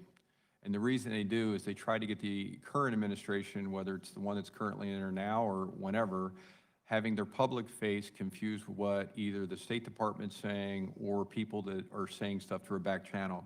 This is absolutely the exact same thing that was going on with the Maria Butina case, which I was the expert for the Department of Justice 4 weeks ago at her sentencing. And they will do it at different levels. So regardless if it's a national security advisor to the president, which once the individual moves into office, it's not unusual for them to be talking to a multitude of ambassadors. The key here is Russia wants to get the administration, whatever administration that is, off balance with what their real political views are and potential back channels. And I would just obviously agree that it immediately put the existing administration in a horribly conflicted position, and they didn't know it. By the back channel in advance of inauguration, it jeopardized how the U.S. was viewed by the Russians. And also, it probably assured the Russians that they were going to get a more favored treatment by the incoming administration. And even Mike Flynn says that when he says, I didn't put any of this in an email or notes because I thought it looked like we were undermining the current administration. And indeed, that's exactly what he was doing. And, the Mueller report explains that Flynn had a pre-existing relationship with Russia going back to at least late 2015 when he traveled to Moscow to attend an event organized by the Russian state-backed media outlet RT, at which he sat next to Vladimir Putin himself. Flynn also reportedly met secretly with Ambassador Kislyak on several occasions during the transition period in December 2016. And so my question is, what do you make of this relationship in particular, and given Flynn's role as the head of the Defense Intelligence Agency and the incoming National Security Advisor? And how might Russia exploit this relationship with Flynn to affect United States policy? I'll just speak from my own personal experience. Obviously, having known and worked with Mike Flynn, I would say it was a very surprising position for him to take. Obviously, he had very high-level access to information, and then seeing that as a close business and personal relationship was concerning. Anyone else? I would just say, going back, and this all goes back to the clearance process and having sustainable clearances above the secret level of TS-SCI with very well-defined reporting requirements. I mean, I would report yearly just to maintain your top secret clearance as Assistant Director of Counterintelligence, traveling around the world, engaging with foreign intelligence organizations, hundreds of contacts of individuals that would either talk to me, stop by, have a conversation. And I think part of this is when it gets into the aspect of when individuals aren't reporting that, and the second they start having clandestine or secret meetings, it puts them in a very vulnerable position. It leaves them open to blackmail and. Well, it's definitely a vulnerable position because there's nobody in the room with you that can say, hey, here's exactly how the conversation went. So, and these are all tricks of the trade when it comes to hostile adversaries and intelligence services. Thank you, Chairman. I yield back. Mr. Crawford. Thank you, Mr. Chairman. Thank the witnesses for being here today. In 2017, former CIA Director Brennan stated in an open hearing in this committee that Russian active measures to impact the U.S. had been going on for decades. In 2012, then candidate for President Romney stated he believed Russia posed the greatest threat to the United States, to which President Obama replied, the 80s called, they want their foreign policy back. In 2014, then Chairman, now Ranking Member Nunes warned of Russian malign influence campaigns. All of this acknowledgement of Russia and their intentions, and yet no response from the Obama administration. So there's a lot of conspiracy theories swirling around about Russia collusion. So let's just add this one. Is it possible that a group of politically motivated individuals at the highest echelons of national security decided to turn a blind eye to this activity, feeling that it would in fact enhance their candidate's chances of winning? I don't expect you to answer that, but I do expect you to consider it. And with that, I'll yield to Mr. Ratcliffe the balance of my time. Thank the gentleman for yielding. I want to follow up on Mr. Stewart's line of questioning about the FISA process and the Steele dossier's role in that. According to sworn testimony given by former DOJ Associate Deputy Attorney General Bruce Orr, he said under oath that he had advised Andy McCabe, Deputy Director of the FBI, Peter Strzok, and Lisa Page at the FBI in early August of 2016 that Christopher Steele was in fact motivated and desperate to stop a Trump presidency. Separately, documents that have now been made public pursuant to a FOIA request indicate that a State Department employee, Kathleen Kavalek, advised the FBI that about concerns over Christopher Steele's credibility based in part on his assertion that this well-developed conspiracy with Russia was being run out of the Russian consulate in Miami, where Russia does not have a consulate. Mr. McCarthy, I want to ask you to tell me what you think about that information and whether and how that information about Christopher Steele should have impacted how the Steele and whether the Steele dossier should have been presented to the FISA court. And you mentioned it, but I think it's worth mentioning again to also address as part of that whether or not it was appropriate to represent Christopher Steele as a source of information in that application.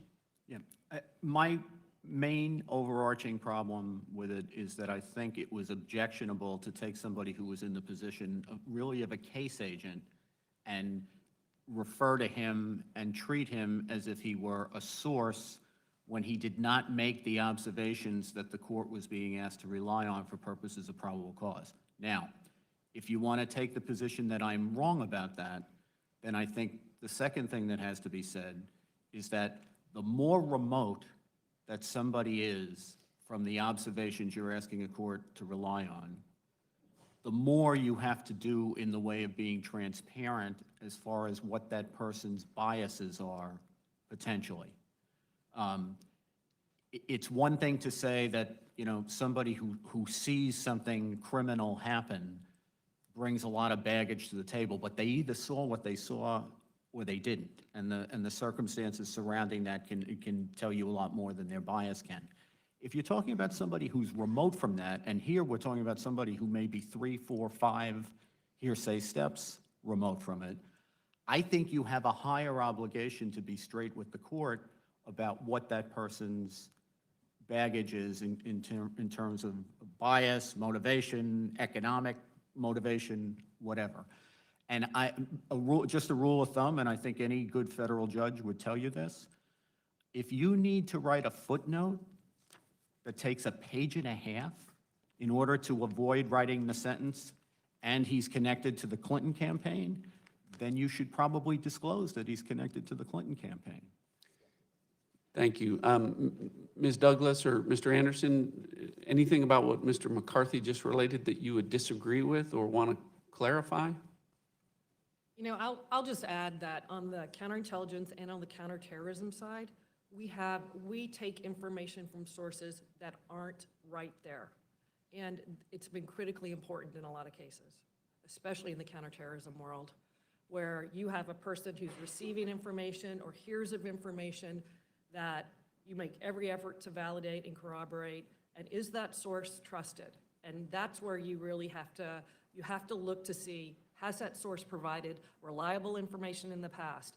And I am not defending the Steele dossier, and I don't even think that comes up in the Mueller report, actually. But I would just say that the FBI did have reliable reporting, from Steele in the past. And, you know, maybe that gave them some assurance to it. And then also, I think it's important for everyone to know, the Steele dossier wasn't stapled to a cover sheet for the FISA application. The FISA application has more information than just the Steele dossier. And I do think that that is important to know. Real quick, sir, just two things. One is the court needs to have complete transparency in any FISA or Title III about any information, full stop. It should never be anything other than that. And the last thing I would say is after a FISA or Title III is running, and you can use either nowadays in counterintelligence depending what you're doing, if you find out something about the information you supplied to the court after it's running and it's inaccurate, it is incumbent upon us to go back to the court and explain that to the court. That's the only other 2 points. Thank you. I appreciate the gentleman yielding, and I yield back. Mr. Maloney. Thank the witnesses for being here. Just to return for a minute to Paul Manafort and the issue of sharing intelligence, sharing internal polling data. Consider the following from the Mueller report. Quote, because of questions about the polling data after it was sent to Kalimnik, the office could not assess what Kalimnik or others he may have given it to did with it. Close quote. Further, the report notes that, quote, Gates believed Manafort sent polling data to Deripaska, so that Deripaska would not move forward with his lawsuit against Manafort, close quote. Manafort also briefed Kalimnik on the Trump campaign and Manafort's plan to win, including campaign messaging and a discussion of battleground states, including Michigan, Wisconsin, Pennsylvania, Minnesota.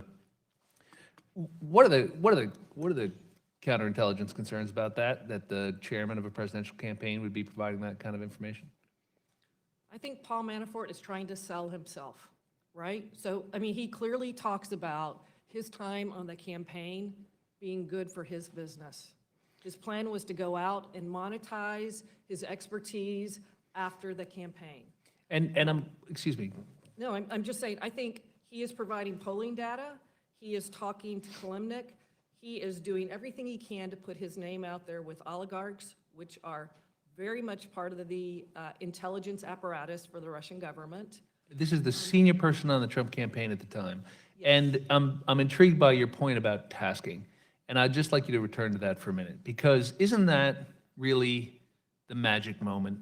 Isn't the magic moment when you've done all this work and you've been cultivating people like this and you tiptoe up to them and use all these unoffensive contacts to get near them, and then you give them something to do that's wrong, Right. that's inappropriate, and they know it's wrong, and they do it.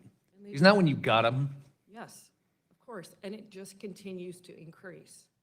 And, you know, that's why I said, I mean, the Trump administration is so lucky to have Paul Manafort out of there, because Manafort was not going to stop at polling data. Because it's a test, right? It's If a he'll do test. that, he'll do the next thing. And the deeper they get in, the more they gotta keep going, right? Yeah. And so it's fair to say, had he stayed on as chairman, they would have kept tasking him, right? I would definitely assume that, And that's how you get in deeper and deeper and deeper. Isn't that fair to say? yes. And it wouldn't just be him, right? It would be others that they're attempting and endeavoring to do this with.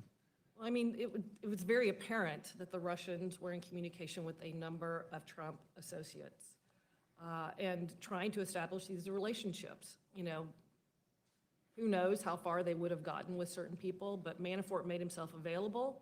He thought it was good for himself financially. He thought it could get him out of hock financially with some of the debts that were already owed as far as this lawsuit. And, you know, he continued to really advertise his availability to them. Fair to say that's a counterintelligence nightmare, Mr. Anderson? Well, it's not, it might not be a nightmare, but it's definitely something to be extremely concerned about, because as was just discussed, that tasking will continue to whoever until you say no, and that's when the extortion starts, right? And so that's when we talked about this several times in this committee. It's Bob's your best friend right up to the point that you don't give me what I'm asking for. Right. Mr. McCarthy, I'm very struck by your answer to Mr. Quigley's question, that you would hope that someone in the position of the Trump campaign officials would come to the FBI. You said you want them to come to the FBI, right? And in fact, one of the reasons that you said you wanted that was because you like the information. FBI always wants more information. I understand that.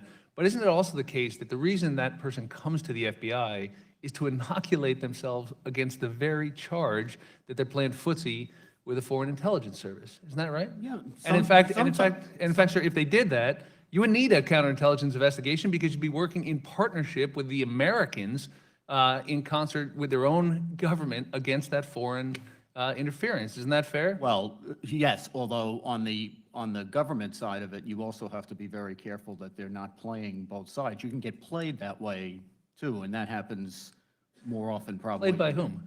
By the person who comes in to report to you. Fair enough, but in this case, it was true.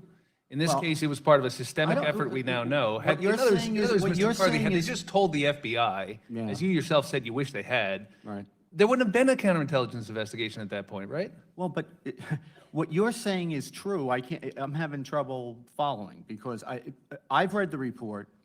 I don't think we're skipping a step here. I don't think that there's evidence that Kalimnik is a Russian asset. There's a lot of reason to be concerned about it.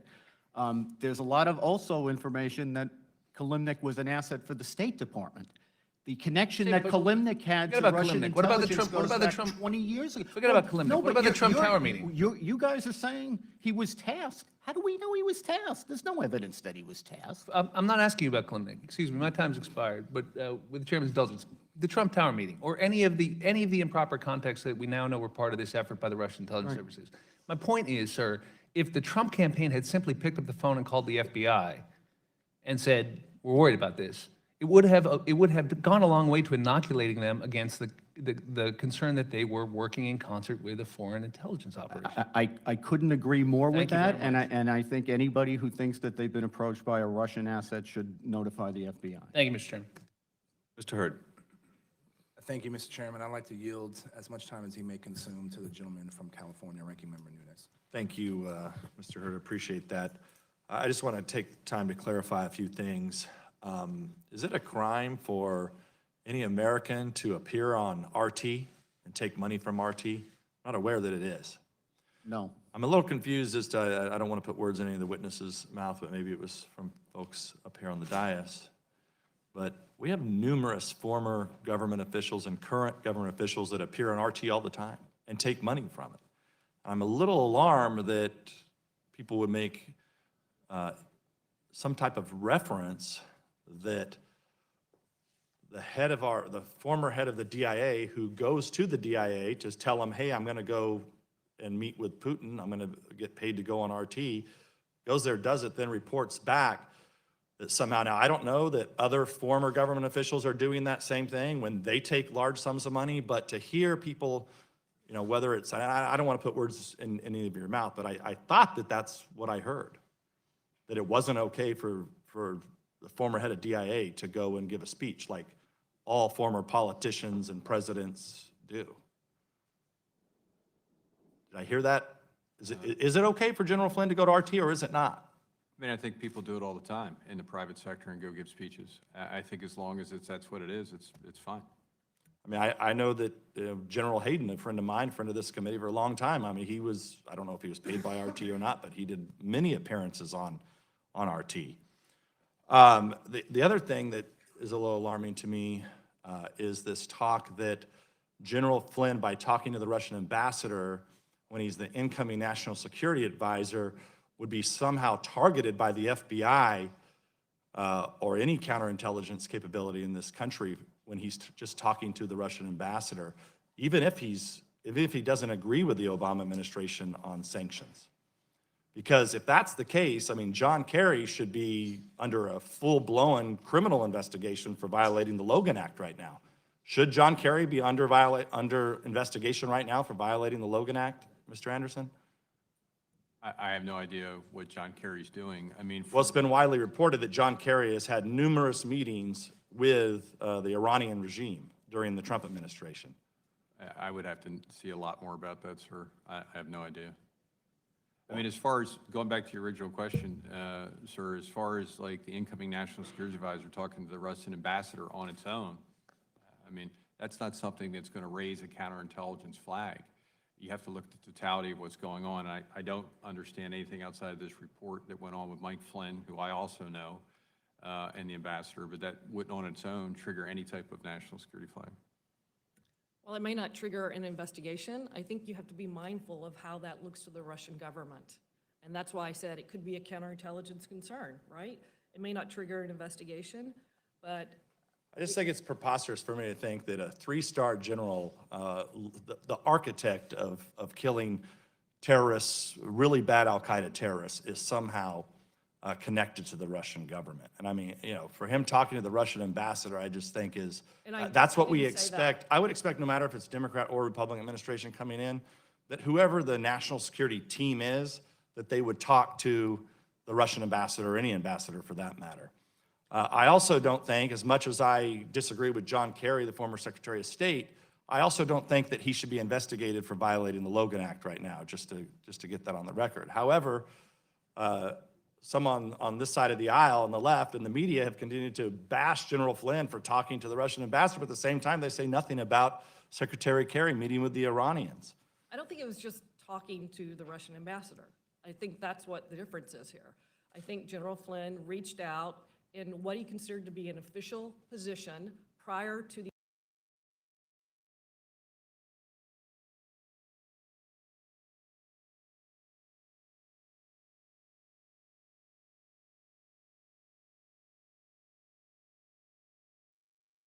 inauguration of the Trump administration, and decided to do foreign policy work in the midst of another administration.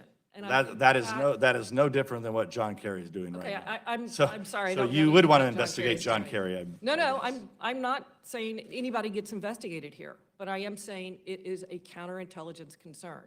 And it's just like where we are saying that, yes, no criminal charge has been filed relative to Mueller's findings. It still does not mean that there is not a national security threat. Well, I don't think I'd be putting John Kerry under a counterintelligence investigation anytime soon. I have one more question on tasking. You guys mentioned that Manafort was tasked to deliver polling information.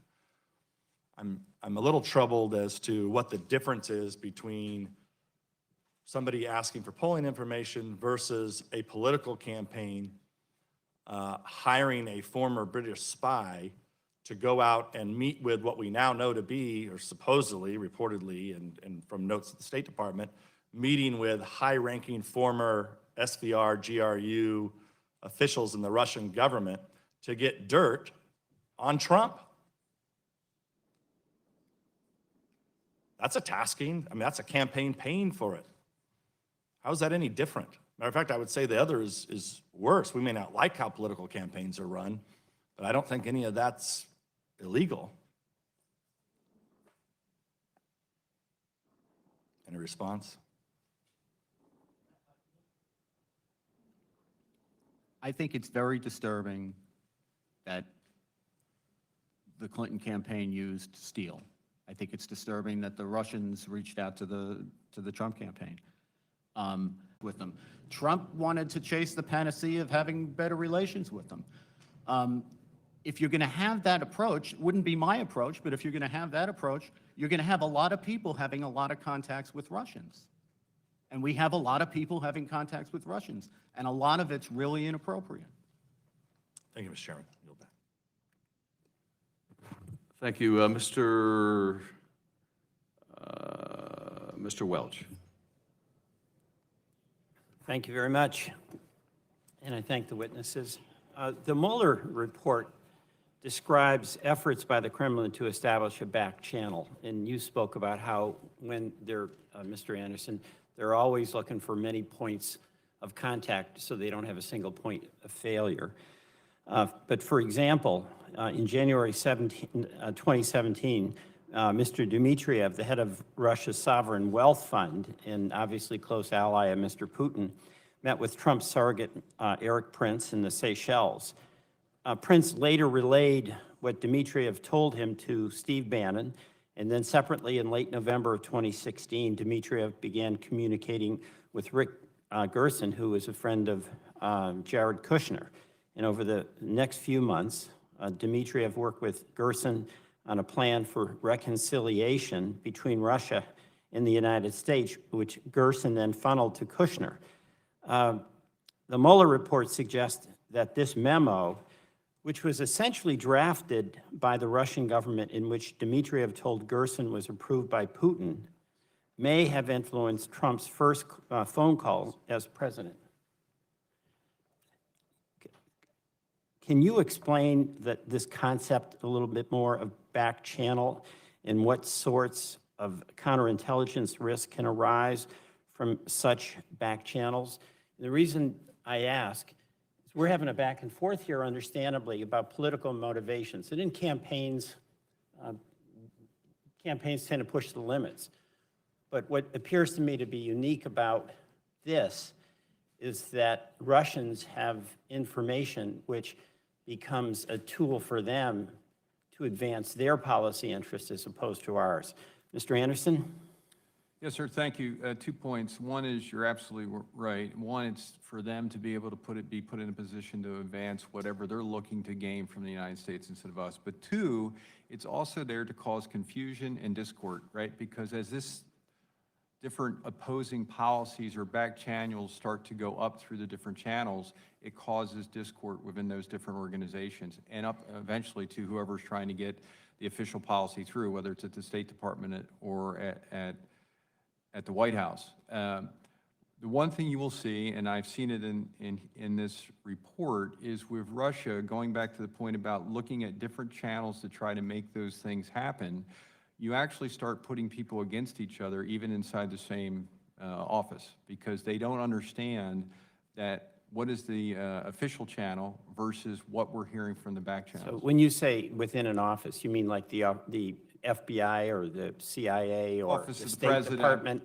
bigger, Office of the President, the State Department, other areas within our country. And they'll do it not necessarily just right around the individuals who are located within there making the policies, but they'll also do it outside of that. And last point I'll make is one thing I think we really need to do is look larger also when it comes to Russia attacking our political infrastructure than just what we're looking at right here.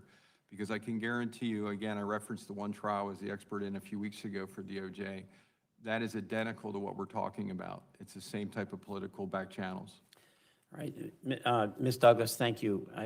Would you care to elaborate on this? Again, the focus for me is not campaigns pushing the limits so much as candidates becoming compromised by some of the actions that they take or information that they share. For instance, having a business in transaction involving multi-million-dollar potential profit obviously creates an incentive to protect that investment. Do you want to comment on that? Yeah, and I mean, I think it's important, and I think the report lays out how well Putin really puts to work all these Russian billionaires with outreach and connections to a number of associates and friends of family and friends of friends.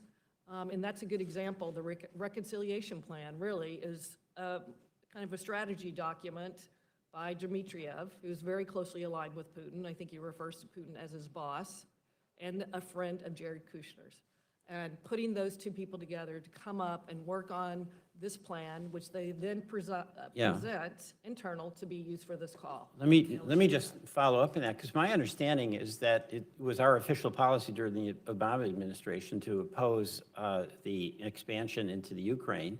And then there was an ongoing debate that's carried over into this administration about whether to provide significant new armaments for the Ukraine fighting the Russians. So the two seem to be in conflict. Yeah, I mean, I think just having that kind of external input into a very early stage administrative strategy appears to be very unusual. Thank you. I yield back. Thank you. Mr. Carson. Thank you, Chairman, and thank you all. When the June 9, 2016 meeting at Trump Tower was proposed to Donald Trump Jr., he was told that the Crown Prosecutor of Russia offered to provide the Trump campaign with some official documents and information that would incriminate Hillary and her dealings with Russia as part of Russia and its government support for Mr. Trump. His response, "If it's what you say, I love it." In other words, the son of a U.S. presidential candidate agreed to accept assistance from a foreign adversary to undermine his father's political opponent. What counterintelligence risks does this set of facts pose? And secondly, what would Russia's intelligence objective be offering such damaging information on a political opponent? And lastly, what other similar techniques used, if at all, were effective, and why might they be effective?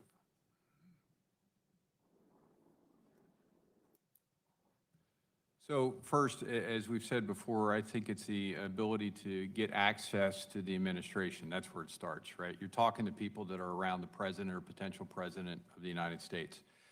From that point on, you have a voice inside that you can filter information to. The second point is that I think Russia looked at this way in advance on how to potentially target these different incoming administrations. In the current president's administration, the people that were around him were not savvy at all, in my opinion, to counterintelligence threats or national security issues. They're coming from the private sector and corporations, and I think they took advantage of that. In a lot of these instances, I don't think the Russians in any way needed to recruit anybody.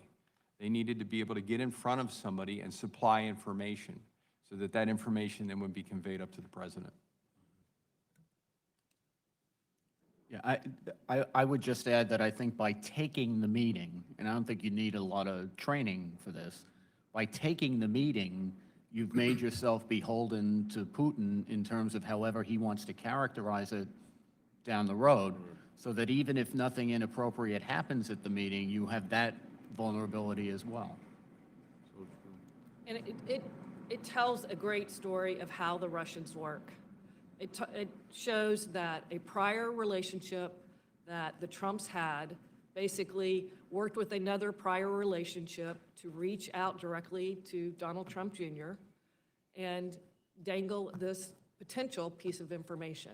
Now, the meeting resulted in nothing, but the fact that they used connections that they knew that Trump had in Moscow through business dealings to basically weave their way to get in front of very, very senior level people in the campaign, Manafort, Trump Jr., and Jared Kushner, shows kind of how they work. They use personal relationships, business relationships, and then they try and piece it together. And like Bob said, I think the one thing that's illustrated is the fact that they were able to access such a high level.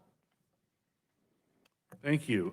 One of the topics of discussion at the June 9th meeting were the U.S. sanctions imposed under the Magnitsky Act.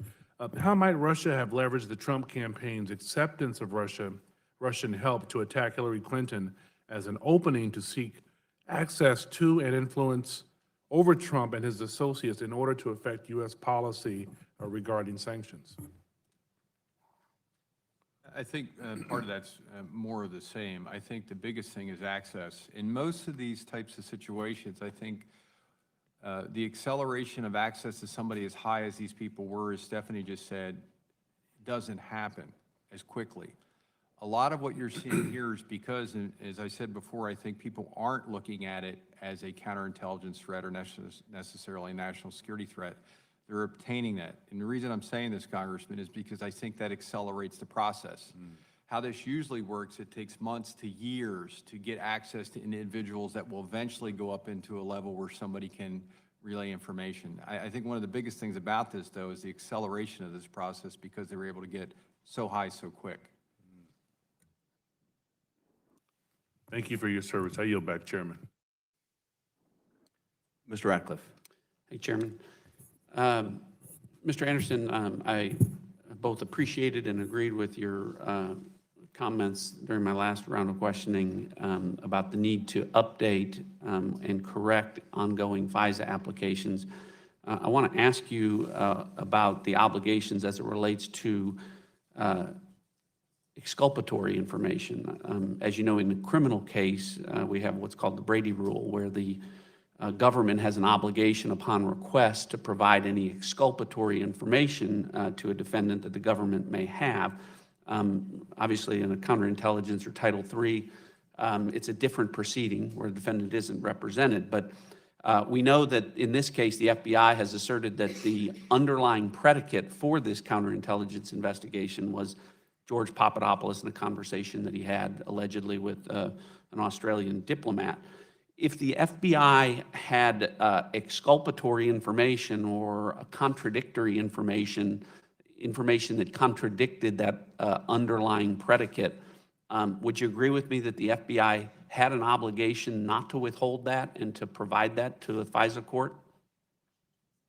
I think the FBI, one, should have vetted both the information as best they could, and then two, I think there should have been a discussion with the DOJ and the FISA court about that information. And what if there was no discussion with the DOJ about that information? Would that have been improper? I don't know if it would have been improper, but I don't think that would have been the true transparency that those type of hearings need, especially as I think one of the congressmen brought up earlier. This is a significant power when you're looking at FISA or Title III authority. Mr. McCarthy, what's your take on that? You know, in our world, I'm in the same world you were in for a long time, which is criminal investigations. There's some laxity involved in how much you have to disclose with respect to exculpatory information, for example, in the grand jury. But I think the big difference here is that the criminal process has a way of keeping people honest that unfortunately the counterintelligence process doesn't. So even though when you go to get a search warrant or an arrest warrant from a judge in a regular criminal case, you get to go in secret. They're in the sense that they're sealed proceedings and there's no one there representing the defendant. But everybody knows or assumes in the equation that there will eventually be a prosecution, in which case everything will be revealed. The defense is going to get complete discovery of what you represented to the court, and they'll be able to go to work on it. In the FISA process, the only due process an American who is suspected of being an agent of a foreign power ever gets is if the FBI complies with its rules and procedures and the FISA court holds them to it in that proceeding. And I shouldn't confine it just to the FBI, it's the Justice Department as well. To my mind, and I think this is reflective of what most people in that equation think and what the FISA judges seem to think, there's a higher obligation to be transparent, knowing that that process that you get in the criminal thicket, where everybody's going to get discovery of what you did in the court, is not going to happen. let me, in my remaining time, ask you, Mr. McCarthy, had a number of questions about the need or the desire or whether or not it was appropriate to advise Donald Trump about Russian efforts to interfere in his campaign during a defensive briefing. We know that a defensive briefing took place, was conducted by the FBI on August 17th of 2016. If I may, I've heard that before. I happen to have been at a meeting at Trump Tower that day, and I know with a bunch of other people. They were going over to get a briefing that candidates get. Candidate defensive briefing. Right, but it was not the targeted defensive briefing that they were talking about in this committee's report that Lynch and Comey and McCabe were talking about in the spring of 2016. Okay, but to my question, earlier you said a reason that at whatever time candidate Trump may not have received a briefing about Russian interference efforts would be if they had already determined that the Steele dossier was true or that he was the subject of a criminal investigation. But we know that that wasn't the case because we know that the FBI director told the President Trump, well into early 2017, that he was not the subject of a criminal investigation, that he was not under investigation. So what reason would the FBI have had in 2016? What legitimate reason would they have had in 2016 not to advise candidate Trump or President-elect Trump about Russian interference threats? I don't think they had a good reason. I think it would have been preferable if they had done a defensive briefing. I'm familiar with former Director Comey's testimony about this, and I would just point out that he pointed out, I think it was in testimony to this committee, that not everybody on his advisory team agreed with his idea of telling the president or the president-elect that he was not a suspect simply because, in a very technical sense, his name was not on any file and he was not listed as an interceptee on any FISA. And the point that was made to him, which he ultimately rejected, as I understand it, was that the way the investigation was structured, they were looking at the campaign and they were taking evidence about the campaign. And since it was Trump's campaign, obviously he was a subject of what they were looking into. So to tell him that he wasn't a subject seemed like it could be misleading. So I think they should have been more forthcoming with him about his status in the investigation, and I think it would have been preferable if they had done a defensive briefing. I agree with you, and with that, I yield back. Ms. Demings.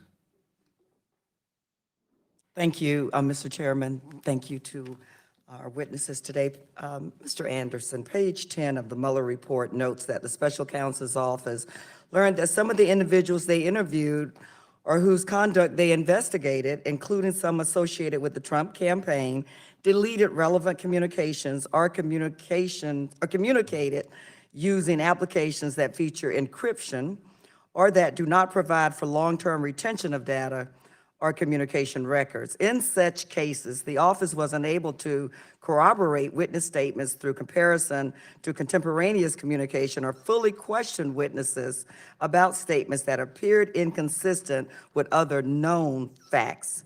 Given these identified gaps, the office was unable to rule out the possibility that the unavailable information would shed additional light on or cast in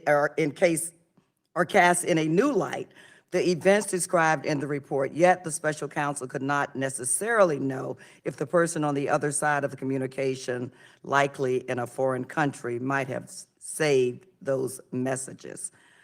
And coming from a law enforcement background, this is particularly concerning to me. How might a foreign power like Russia leverage knowledge of a U.S. person deleting communications with an agent or other individual working on behalf of the Russian government? Thank you for the question. I think this is a huge part of our new world we live in. There's numerous different encrypted apps that people use in the private sector.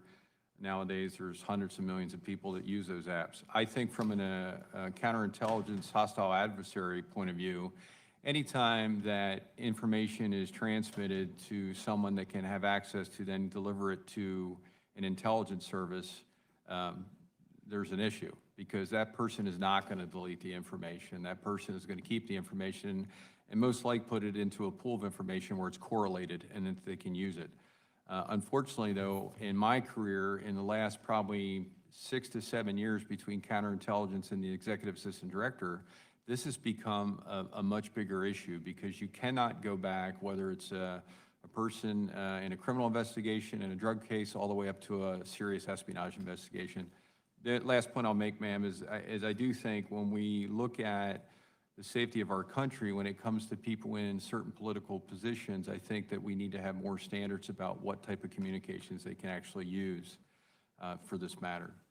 And you talked a little bit about this earlier, but in its heyday, the Soviet KGB collected reams of information on its surveillance targets. Do you believe the KGB's successors, such as FSB or SVR or the GRU, continue these practices?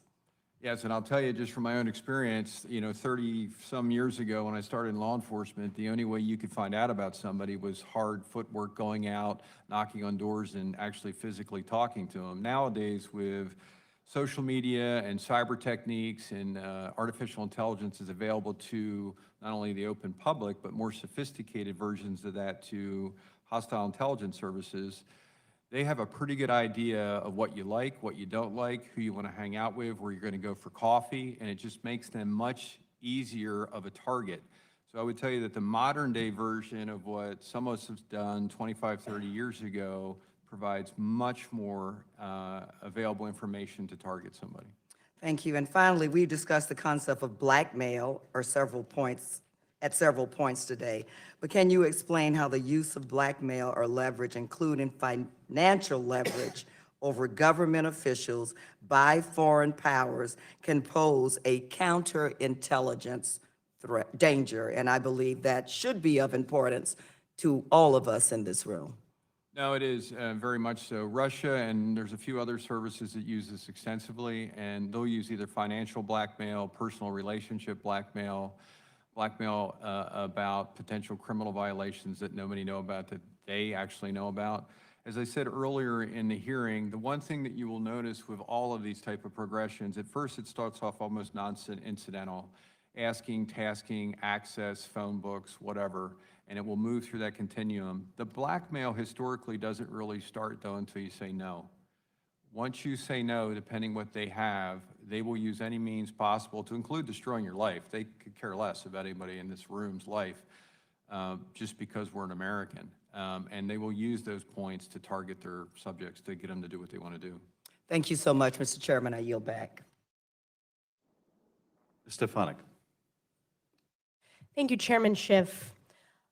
I want to ask a few questions of Mr. McCarthy regarding the opening of the counterintelligence investigation and protocols of notifying Congress, protocols that were not followed. We know now that the FBI opened its counterintelligence investigation into the Trump campaign in July 2016, but they did not brief the Gang of Eight until March 2017, just days before former FBI Director Comey publicly announced the investigation during a March 20th, 2017 open hearing before this committee. So my question to you, Mr. McCarthy, is conveying sensitive information such as the opening of a counterintelligence investigation into a political campaign is exactly what quarterly briefings from the FBI to the Gang of Eight are intended for. Is that correct? I believe so. I don't see what would be the point of having the Gang of Eight. I agree with you. Do you think that the FBI director, in this case, Director Comey, should have been allowed to decide when a CI investigation is quote unquote too sensitive for the Gang of Eight? I don't think the FBI director should do that, because otherwise you can't have congressional oversight. I agree with you with that as well. So you would agree when I say that the FBI should not get to pick and choose which investigations, particularly those focused in a U.S. political campaign, are briefed to Congress? I think that's true, and I think, from what I understand from Director Brennan, he thought that he was obliged to comply with his Gang of Eight disclosure requirements.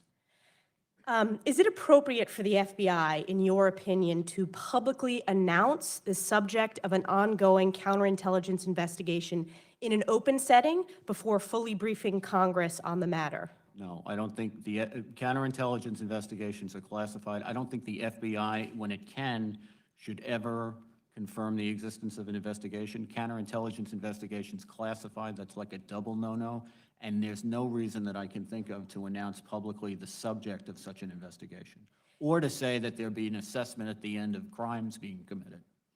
We know now that Director Comey failed to follow established DOJ procedures during the conduct of this investigation. In your opinion, why do you believe that Director Comey decided to publicly announce the investigation in March 2017 instead of following the protocol and immediately briefing the Gang of Eight during his quarterly briefings? I know Director Comey for 30 years. I have a lot of respect for him. And I think he goes about, in my experience, he went about his business in good faith. I'm sure if he had a reason, if he did something, he probably thought he had a good reason for it. I don't agree with whatever the reason was, but I can only assess what he did. I can't get into his head. I want to highlight that I've introduced legislation requiring the briefings to the Gang of Eight, to congressional leadership, when there is an opening of a counterintelligence investigation of a federal campaign. We deserve to know this. It is clear that in this case in 2016, the process and procedures were circumvented. This should have been briefed to the Gang of Eight. I think that's one of the critical questions that we need to continue asking in our oversight capacity. So with that, I yield back. Before I yield to Mr. Krishnamurthy, I do want to mention, and this is through no fault of Ms. Stefanik, while I can't comment on the Gang of Eight briefings, the contents of the Gang of Eight briefings, the timeline you've set out is not correct. But I can tell you that once James Comey was fired, we no longer continued to get Gang of Eight briefings on this constellation of counterintelligence investigations, and we have not had one since, which is a real problem. Yep. And to this date, we have requested from the FBI and from the director a briefing on the status of the counterintelligence investigations. We do not know to this date whether they are ongoing. We do not know whether any of them have been closed. We do not know what those findings are, but we are determined to find out. Will the chairman yield? Yes. Regarding the timeline, it was clear in the open hearing in front of this committee that Director Comey testified that he chose not to brief the Gang of Eight on the opening of the counterintelligence investigations. This has been widely reported. This was an open hearing, and we've worked across the aisle on language to be included in the Intel Authorization Act to ensure that any counterintelligence investigation in a presidential campaign is briefed. So I hope you would agree, based upon the testimony of Director Comey, that he circumvented the process. And in our oversight capacity, I agree with you. We need to have an update to make sure that they're following those procedures. But I think we need to strengthen not just the typical way of doing things, but put it in law so that they are required to brief us.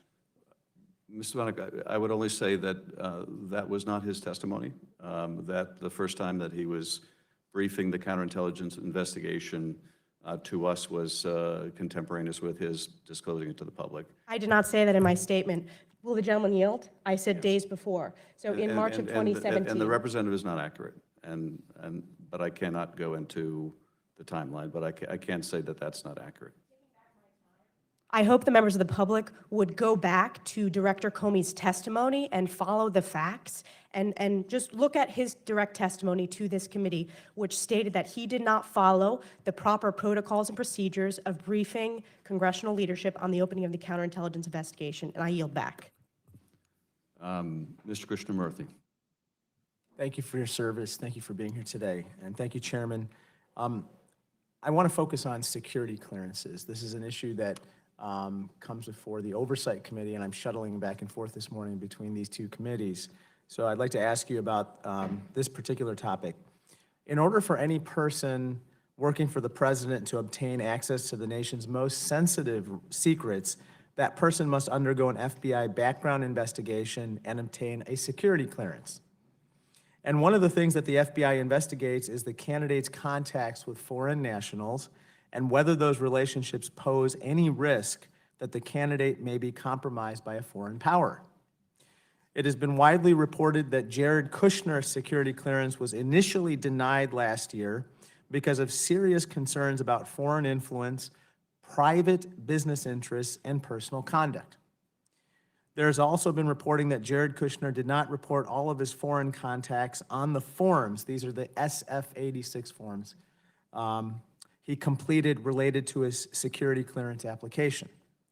What counterintelligence risks arise when an applicant is not fully forthcoming or honest in his or her security clearance application? Mr. Anderson?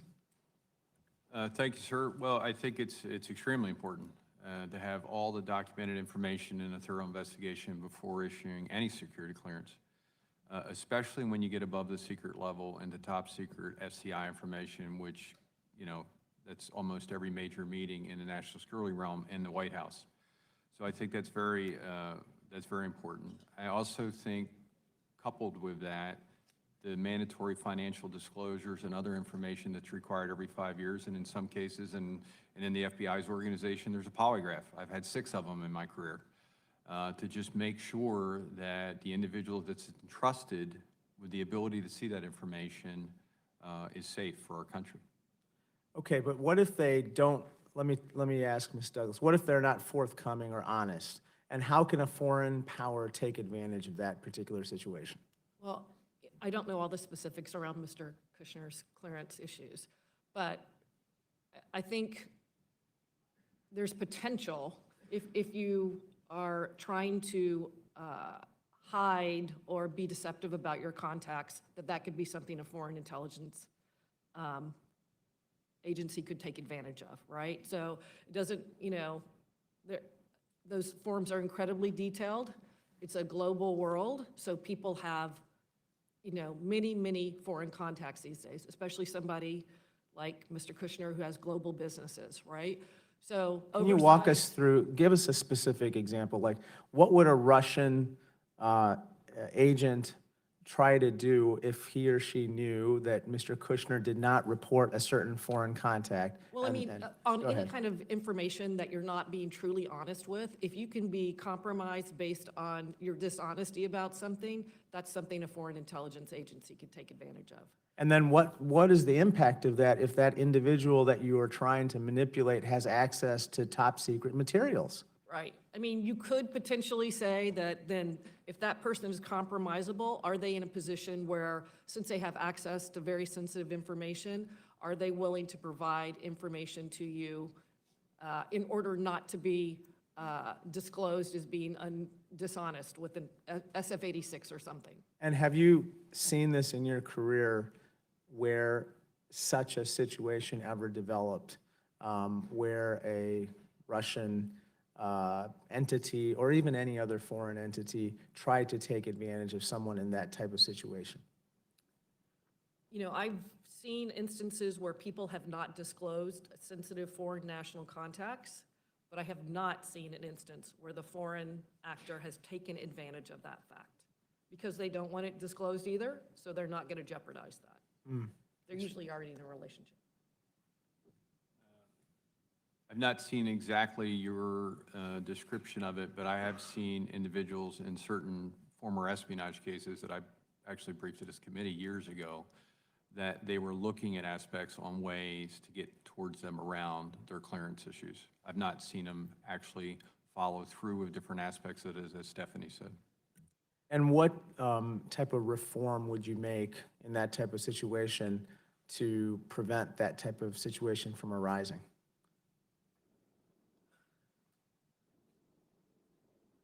Well, I mean, it's kind of hard to force someone to tell you something if you don't even know that it exists, right? So it's kind of hard to hold somebody accountable to something that you don't even know about.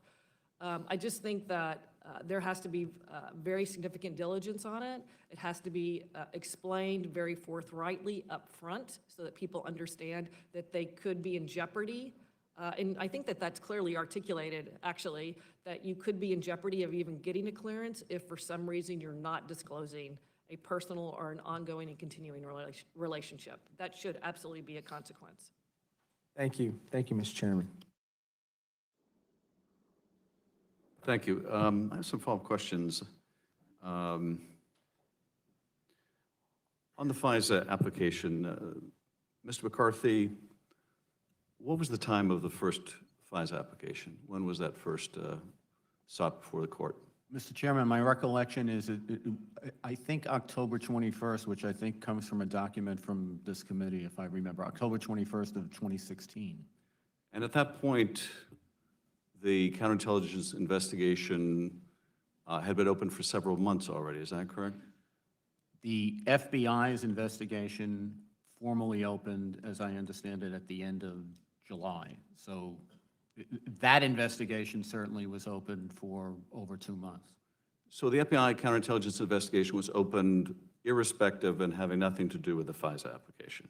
It had to do with Carter, it had to do with George Papadopoulos receiving information about Russian possession of stolen Clinton emails. Yeah, in the parlance of the Justice Department and the FBI, we sometimes refer to Title III investigations or FISA investigations as if they were their own separate entity, but they actually tend to be part of a larger investigation.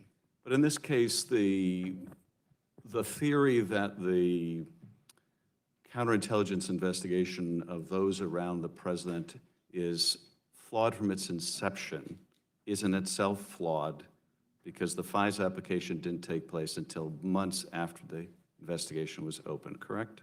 I don't understand your question. Well, some argue that we should ignore everything Bob Mueller has to say. We should ignore everything the Russians did because they have problems with aspects of the FISA application. But the FISA application was opened months after the investigation began, correct? Correct. It didn't initiate the investigation, correct? Also correct. In fact, Carter Page was not even with the Trump campaign anymore at the time the application was filed. Isn't that correct? I don't think that's relevant, but it is, as I understand, they had formally separated. I assume you know that when you get up on somebody's phones and stuff, you can go backwards as well as. It is certainly relevant, this is not Mr. McCarthy, if you're making an accusation of spying on the Trump campaign, that a FISA application, in fact, of Carter Page didn't begin until Carter Page was no longer with that campaign. Isn't that accurate? No, I think that if you're getting access to somebody's communications under circumstances where that access will afford you the opportunity to go backwards so that you can read their communications while they're in the campaign. And do you know that to be a fact, Mr. McCarthy, or are you speculating about that? I know it to be a fact that when you get authorization, you get to go backwards. Do you know whether that's the case here, or are you speculating about that? I don't have any direct knowledge of the investigation. You're quite correct. I'm speculating from the outside. Do you think the Justice Department officials that signed off on the application were acting in bad faith? No, I think they made a mistake. Do you think Mr. Rosenstein, who signed off on one of the applications, was acting in bad faith? I think he made a mistake. Do you think the judges who signed off, I believe there were 3 or 4 judges who signed off on the applications, were they acting in bad faith? I don't think anyone was acting in bad faith on the FISA court. So all of them just made mistakes? Yes, that's right. That happens. Yeah. And the Steele dossier, how does Mr. Mueller rely on the Steele dossier in his report?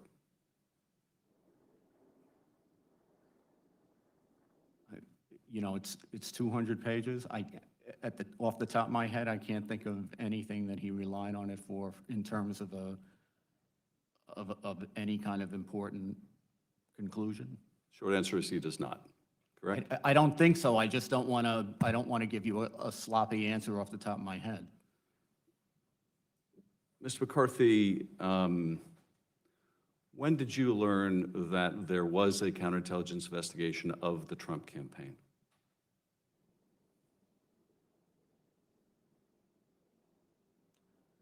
You know, I don't know. I'd have to, again, I learned as a member of the public, I don't have any inside personal information, so I would have to go back over things that I had written and read over time to try to pin it down. And when did the public learn of the existence of the counterintelligence investigation of the Trump campaign? I know Director Comey testified here or before this committee on March 20th of 2017. It seemed to me at that point in time that what he was directing his remarks to, at least in part, was evident from the intelligence community assessment that came out in January. So it seemed clear to me, reading the public version of the intelligence community assessment, that the intelligence community had not stopped investigating Russia's interference in the election. You're correct, Ms. McCarthy. The first public disclosure of the counterintelligence investigation of the Trump campaign took place in Mr. Comey's open testimony in this committee of March of 2017. Right. That would have been months after the presidential election, correct? Yes? If the personal animus reflected in the private emails between Mr. Strzok and Ms. Page reflected official actions to scuttle the Trump campaign, wouldn't the Trump investigation have been disclosed before the election, not after? I don't know that the bias that you detect from the emails would have had anything to do with when the investigation, the emails are... If FBI agents were determined to act unprofessionally and scuttle the Trump campaign, would they not have disclosed the fact that they were investigating the campaign of a presidential candidate for links with a foreign adversary? Mr. Chairman, I'm not trying to be difficult. I never have said that they were trying to scuttle the Trump campaign. I don't know that there's evidence that they were trying to scuttle the Trump campaign, so I don't want to be in a position of agreeing that that is my position, because it's not. The FBI was very open, however, the investigation of one of the candidates, Secretary Clinton, correct? Yeah, well, that was it was a criminal investigation that couldn't help but be public because of the way it was referred to the FBI. And the other investigation's a counterintelligence investigation, which is classified, and they're not allowed to talk about. They're really two different things. Well, they're not really supposed to talk about a pending criminal investigation either, are they? No, you're right. If there's no charges, the government should not speak until the government speaks in court. You're not supposed to talk about investigations until you formally charge someone, and then they have the full array of constitutional protections that they get to defend themselves. So in terms of the public actions taken by the Bureau during the presidential campaign, they had the effect of disclosing and discussing the investigation involving Hillary Clinton, but not Donald Trump, correct? No, I wouldn't go that far, because beginning in, I think it's September, you start to get these public reports that Steele and Fusion GPS are putting out. And the Isikoff article I'm thinking of in particular, which I think is like September 23rd, refers not only to information from law enforcement people and counterintelligence people, but I think it quotes a letter. I don't know if it quotes it as a letter, but it quotes remarks from then Senator Reid with respect to the investigation and pushing the FBI to get on with an investigation. Mr. McCarthy, there's no public acknowledgement by the FBI of any investigation of Donald Trump or his campaign prior to the election. Isn't that true? You mean a formal, as opposed to leaked information, a formal public announcement that there was an investigation? No. Correct. It's not.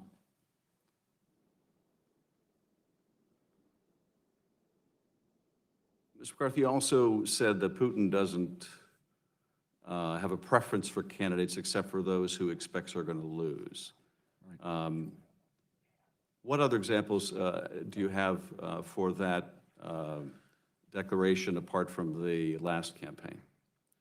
Well, I think in what I tried to direct my remarks to, Mr. Chairman, was Russia's current activities in the West. I wasn't trying to be just specific to our elections, and I think that Putin does have a pattern, particularly in Western Europe, of giving support to upstart populist parties, which are unlikely to win, but could make life very difficult for the Well, it's not just that they're likely to lose, elected is it? I factions. mean, if Mr. Orban had a challenge, do you think Putin would support Mr. Orban's opponent? I don't know what Putin would do, Really, Mr. McCarthy? really. You don't think Mr. Putin would have a preference for a candidate who talked disparagingly of NATO or wanted to see NATO, the United States leave NATO? Yeah, no, look, I don't want, again, I'm not trying to be difficult here. I think Putin would be very happy to have the support of a candidate who would do whatever Russia wanted. And if he was going to be fortunate enough to get that kind of a candidate into power, sure, I think he'd be delighted by that. And he'd be delighted by a candidate for U.S. president who was open to removing sanctions over Russia's invasion of its neighbor, correct? I would think so. And he would be interested in a candidate who was interested in doing business and making money in Russia during the campaign, would he not? Well, it would depend on whether that was the one issue that would come up. I imagine in the totality of it, if it turned out that the candidate was going to be very difficult for him in other areas, if, for example, our military spending were to be ratcheted up so that we were more of a threat to Russian interest, he would have to weigh that like anyone else has to weigh the good and the bad. But a candidate that has all of these attributes, wants to undermine NATO, wants to undermine sanctions, wants to make money in Moscow, that would be a candidate the Kremlin would be very eager to support, would it not? Yeah, I think you would think if that was the only part of the ledger that we were talking about, and on the other side, there wasn't another side of the ledger where there was going to be an increase in military spending and an increase in support of actors who were opposed to Russia's interest, he would have to weigh everything. I don't think Putin is as I understand it, is a very sophisticated actor. I don't think he acts on, one particular aspect or one particular item on a menu. I think he looks at the totality of the circumstances. And Ms. Douglas, do you have any quarrel with the special counsel's conclusion that through the social media campaign and the hacking and dumping of stolen Clinton and DNC emails that Putin and the Kremlin were attempting to help the Trump campaign and hurt the Clinton campaign? I think that was very clear from the very beginning. And I agree with Mr. McCarthy that this started back in 2014. And the reason it probably even before then, because they were so intent on not having Hillary Clinton as the president. And I think they ended up being very much to the benefit of the Trump campaign. And Mr. Anderson, do you concur that both the assessment of the intelligence community as well as Mr. Mueller's report that the Russians had a clear preference for Mr. Trump is borne out by the evidence? Yes. Let me ask you about what I started out with, the issue of Moscow Trump Tower. Here, candidate Trump was attempting to consummate a deal the special counsel estimates would have made hundreds of millions of dollars for his family business, while claiming no business dealings with the Russians. When that transaction was revealed, when the fact that the business deal went on through the middle of the presidential campaign was disclosed, and emails were produced showing Michael Cohen reaching out to Dmitry Peskov, someone close to President Putin. Mr. Peskov would later issue a statement denying that there was any Russian follow-up on that outreach. That turned out to be false. The Russians did follow up on the Trump business outreach. What does it mean that the Kremlin, how do you interpret the Kremlin issuing a false statement in support of the president's own false statements about the deal? Well, I think probably the Kremlin issues a lot of false statements. I think... But why would the Kremlin have an interest in covering up for the President of the United States, in concealing efforts by the President and his business to seek Kremlin help during the campaign to make that deal happen? Why would the Kremlin be interested in covering that up? I think that they very much want a good relationship with Donald Trump. And to them, that means supporting him in the deception that was undertaken on the part of Michael Cohen when he lied about the length of time that those negotiations were underway. Mr. Anderson, The report outlines a lengthy conversation that Mr. Cohen had with someone in the Kremlin to try to make the deal happen. Would it be your expectation that the Kremlin would be recording that conversation? Oh, absolutely. And so during the campaign and after Mr. Trump became president, if the Kremlin had a tape-recorded conversation with the president's lawyer, in which the president's lawyer is exploring making this deal during the campaign, at a time when the president is denying any business dealings with the Russians, were the Russians in a position to publish that tape, if they had it, to embarrass the president of the United States? I think if it behooved Vladimir Putin and Russia, they'd do almost anything. So the answer to your question would be yes, if they had it, and they could use this to exploit some type of weakness. Is that what the Russians mean when they talk about compromat, having compromising information?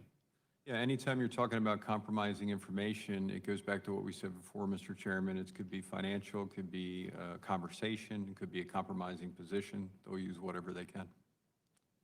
And would it be compromising if a foreign power had recordings of the president's associates engaged in a business deal that the president was denying?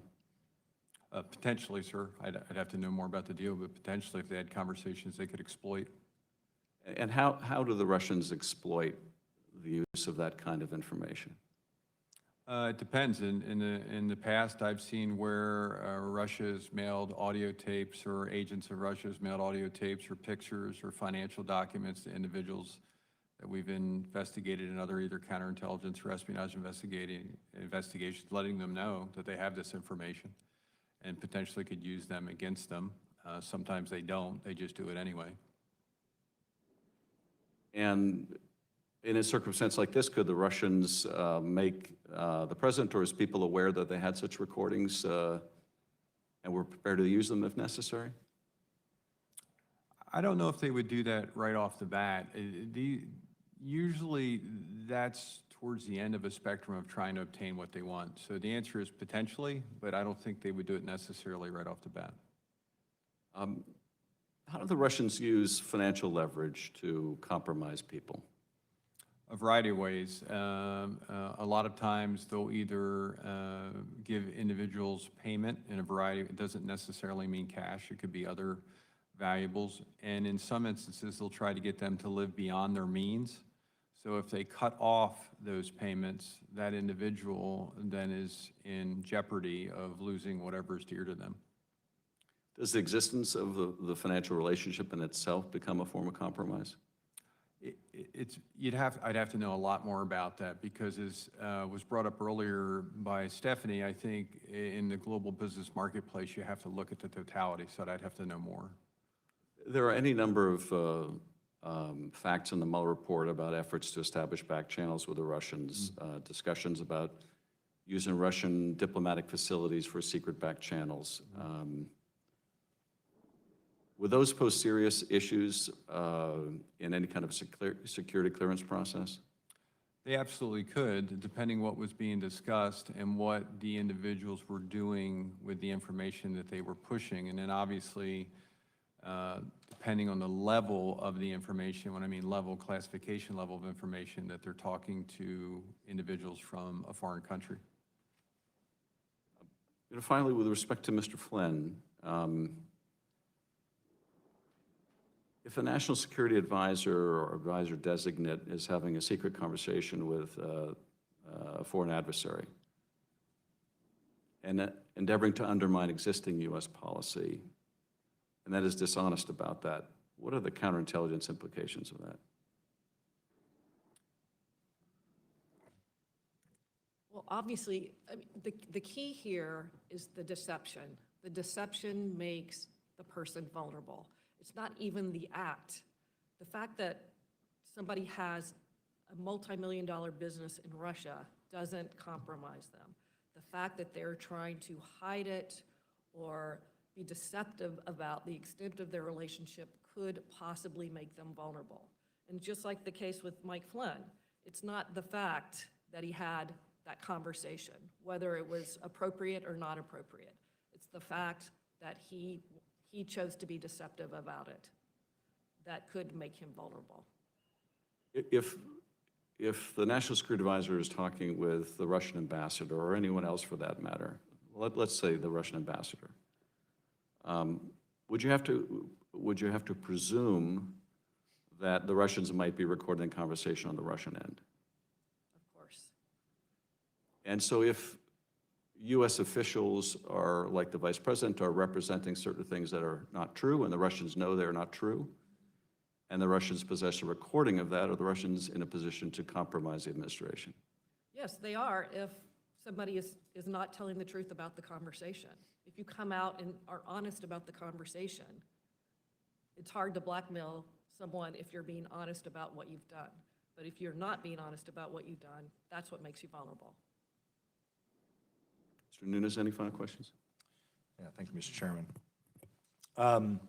One of the things that, if we go back to the beginning, there's been a lot of talk about when did this investigation begin. Now, that's a open-ended question because, we can say that this investigation could have begun in 2015 because we know some of the same players were having run-ins with individuals that have questionable ties to either Western intelligence or possibly political campaign operatives. But officially, they've said that it started at the end of July. When the public became aware of it, I guess it all depends on whether or not you believe the Washington Post and New York Times or Yahoo News.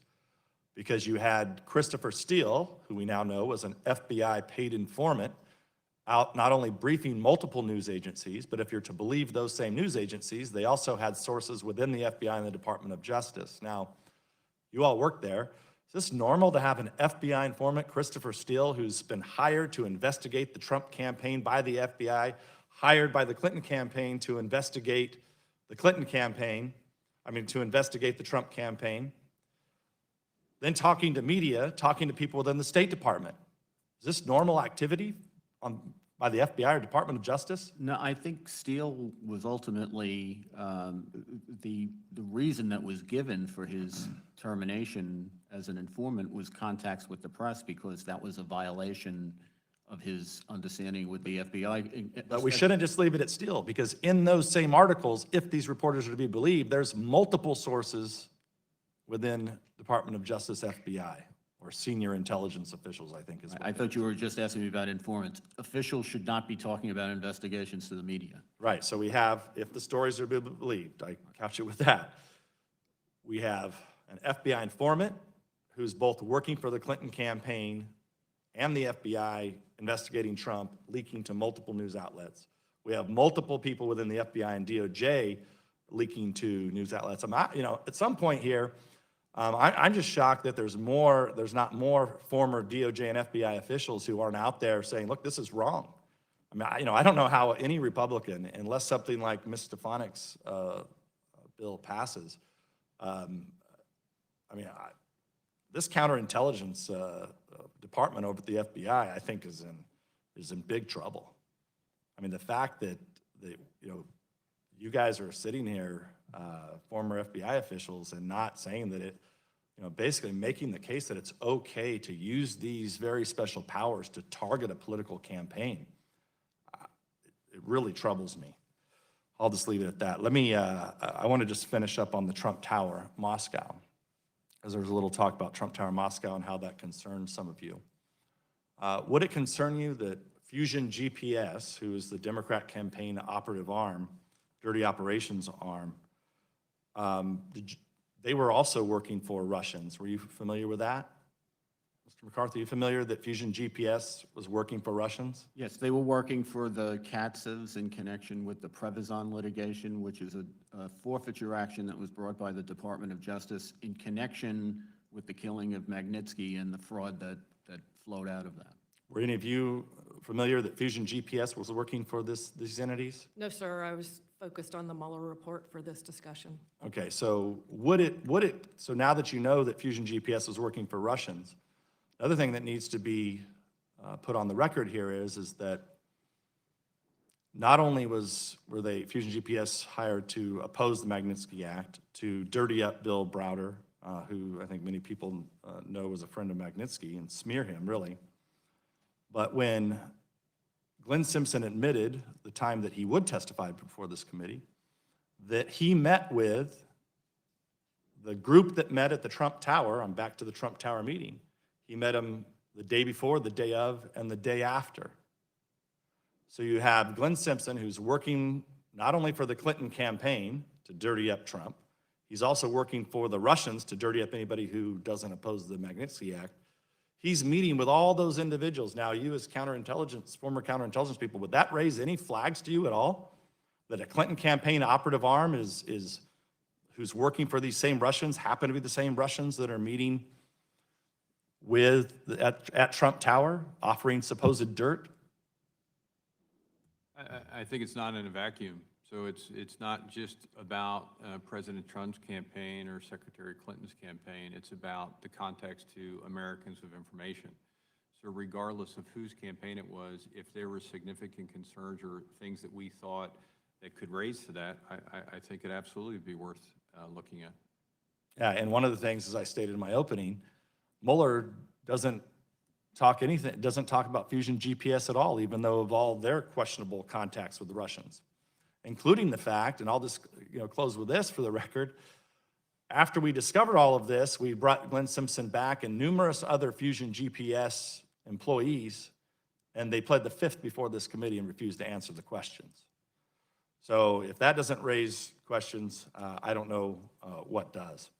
But with that, I want to thank the witnesses for appearing today, and I yield back. Thank you. I just remind my colleagues that Fusion GPS was originally hired in the presidential campaign by the conservative Washington Free Beacon. This concludes our hearing. I want to thank the witnesses again for their participation, and the committee is adjourned.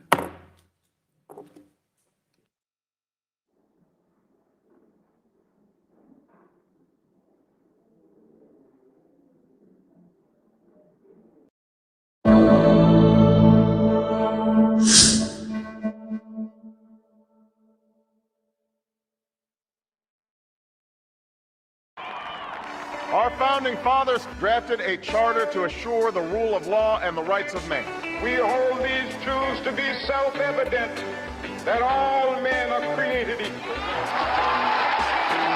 Ask not what your country can do for you.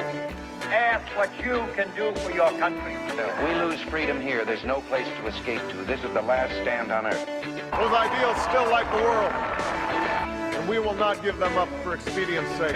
Let freedom ring from every hill and molehill of Mississippi, from every mountain. America is the land where dreams can come true for all of us.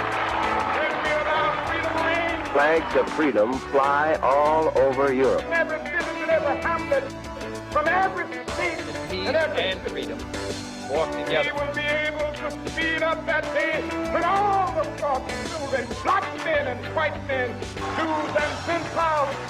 Mr. Gorbachev, tear down this wall. We are